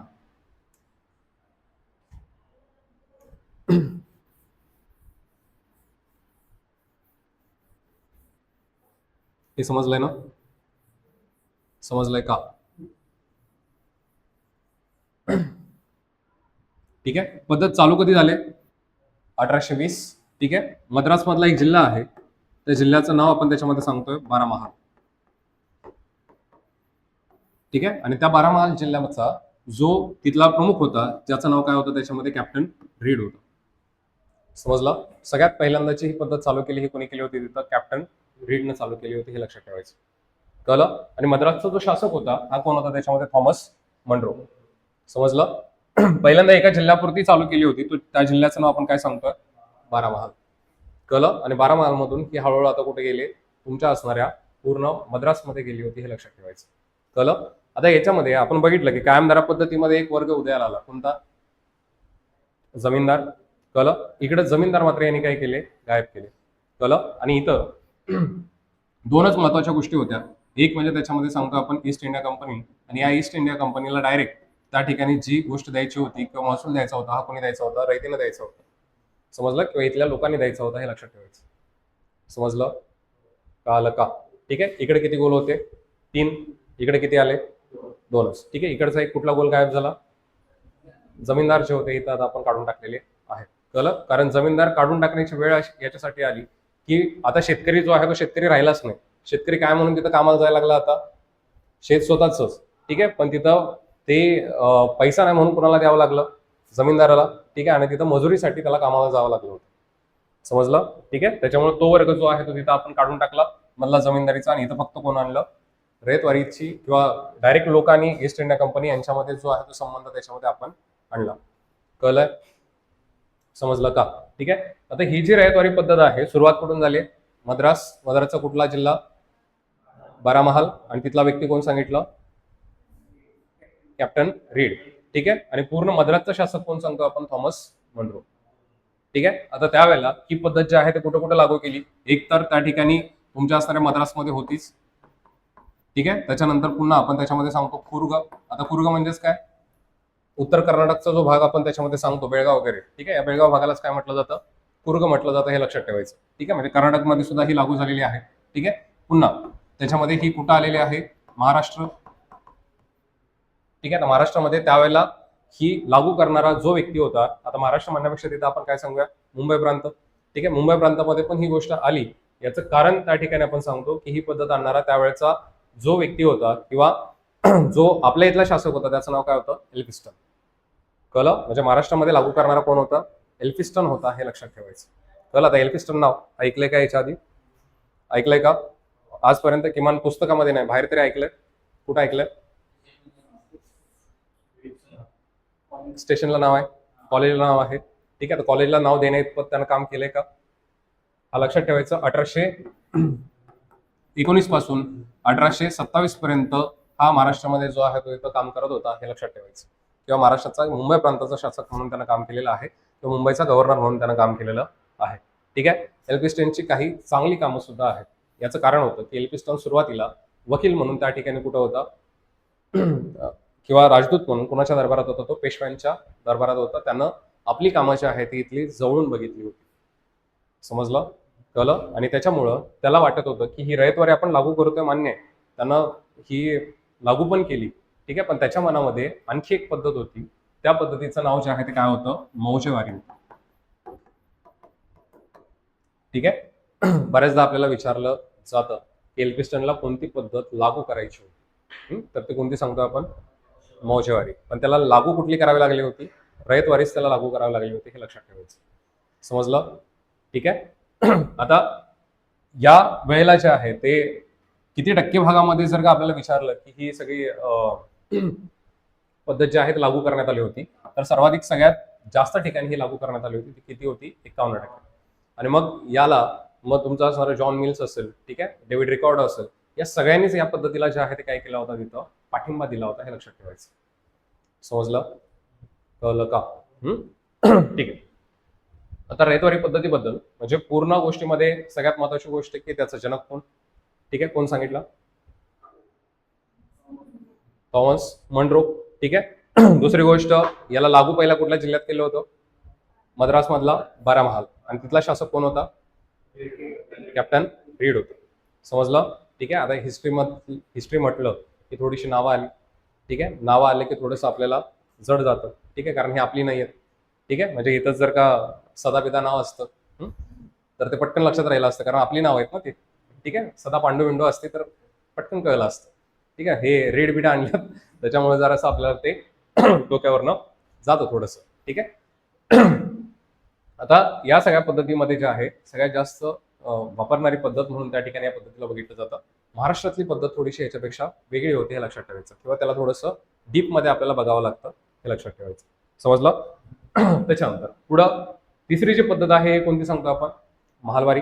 ठीक आहे. महालवारीचा जनक जो आहे तो कोण होता त्याच्यामध्ये? होल्ट मॅकेन्सी. ठीक आहे, पण ही पद्धत ज्यानं विकसित केली होती त्याचं नाव होतं मार्टिन बर्ड. ठीक आहे, काय नाव सांगितलं?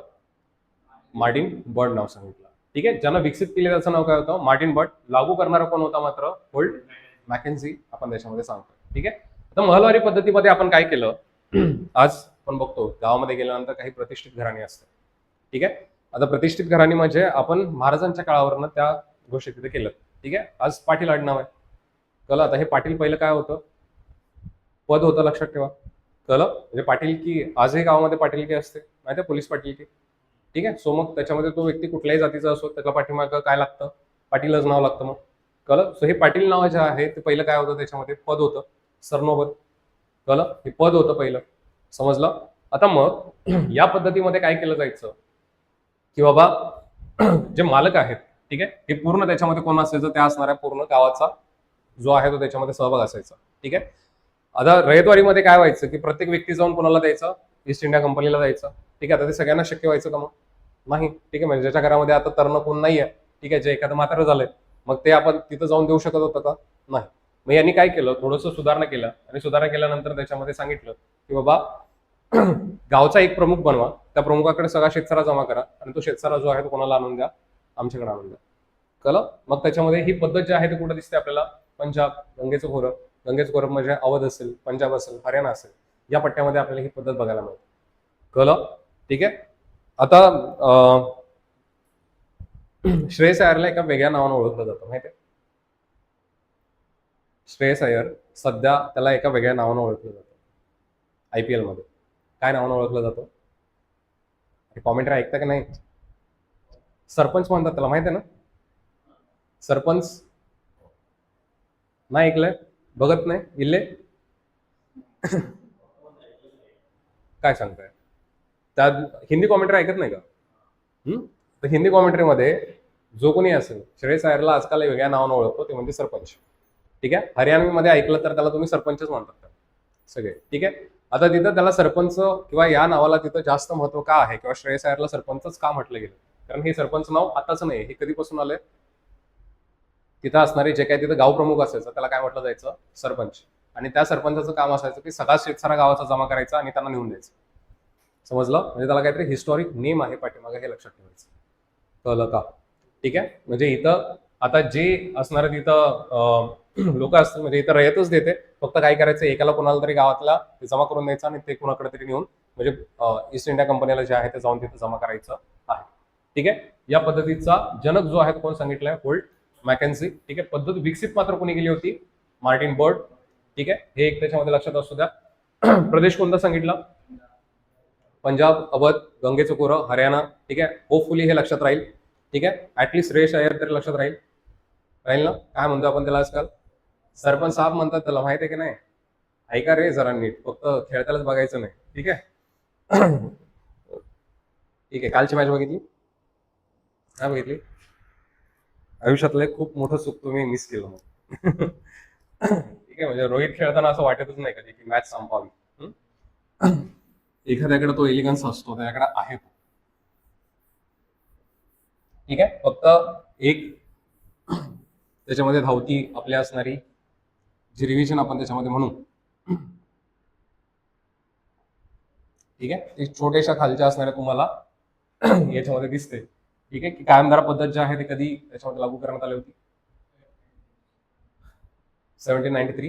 ठीक आहे, किंवा 1793ला. ठीक आहे, जनक कोण होता? कॉर्नवालिस. कसं लक्षात ठेवलंय? क वर्ण क. ठीक आहे, त्याच्यानंतर रयतवारी जी आहे ते कोण लक्षात ठेवलंय आपण? Thomas Munro. ठीक आहे, सुरुवात कुठून झाली होती याची? मद्रास मधून. ठीक आहे, त्याच्यानंतर पुढं महलवारी. महलवारी जे आहे ते कुठून झाले? एरिया कुठला सांगितला होता आपण? पंजाब असेल, हरियाणा असेल, अवध असेल. ठीक आहे, म्हणजे गंगेचं खोरं जे असेल वरचं, ठीक आहे, त्याच्यामध्ये जे आहे त्याची सुरुवात झाली होती. ठीक आहे, इकडे जर आपण आलो तर टक्केवारी जे आहे त्यांनी दिले पुढं 19% काय होती तुमची असणारी कायमधारा? का? कारण हे लिमिटेड एरियासाठी होतं. ठीक आहे, त्याच्यानंतर 51% काय होती तुमची रयतवारी? कारण रयतवारी सगळीकडे पसरली होती. ठीक आहे, म्हणजे अगदी आसाम पासून ते कर्नाटक असेल, मद्रास असेल, ठीक आहे, महाराष्ट्र असेल, या सगळ्या ठिकाणी जे आहेत आपल्याला ती बघायला मिळते. ठीक आहे, आणि जी तुमच्या असणारी शेवटी जी महालवारी पद्धत आहे, महालवारी पद्धत जी आहे किती टक्के भागात सांगतो आपण? 30%. ठीक आहे, कारण फक्त गंगेचं खोरच जे आहे ते त्याच्यामध्ये आलं होतं. समजलं? कळलंय का? ठीक आहे. जमीनदार कुठल्या पद्धतीमध्ये होते? कायमदारामध्ये जमीनदार होते. ठीक आहे. रयतवारीत जमीनदार होते का? नाही. इकडं महलवारीमध्ये पण होते का? नव्हते. समजलं? ठीक आहे. आता मोक्षवारी म्हणजे काय? सेमच पद्धत होती महलवारी सारखी.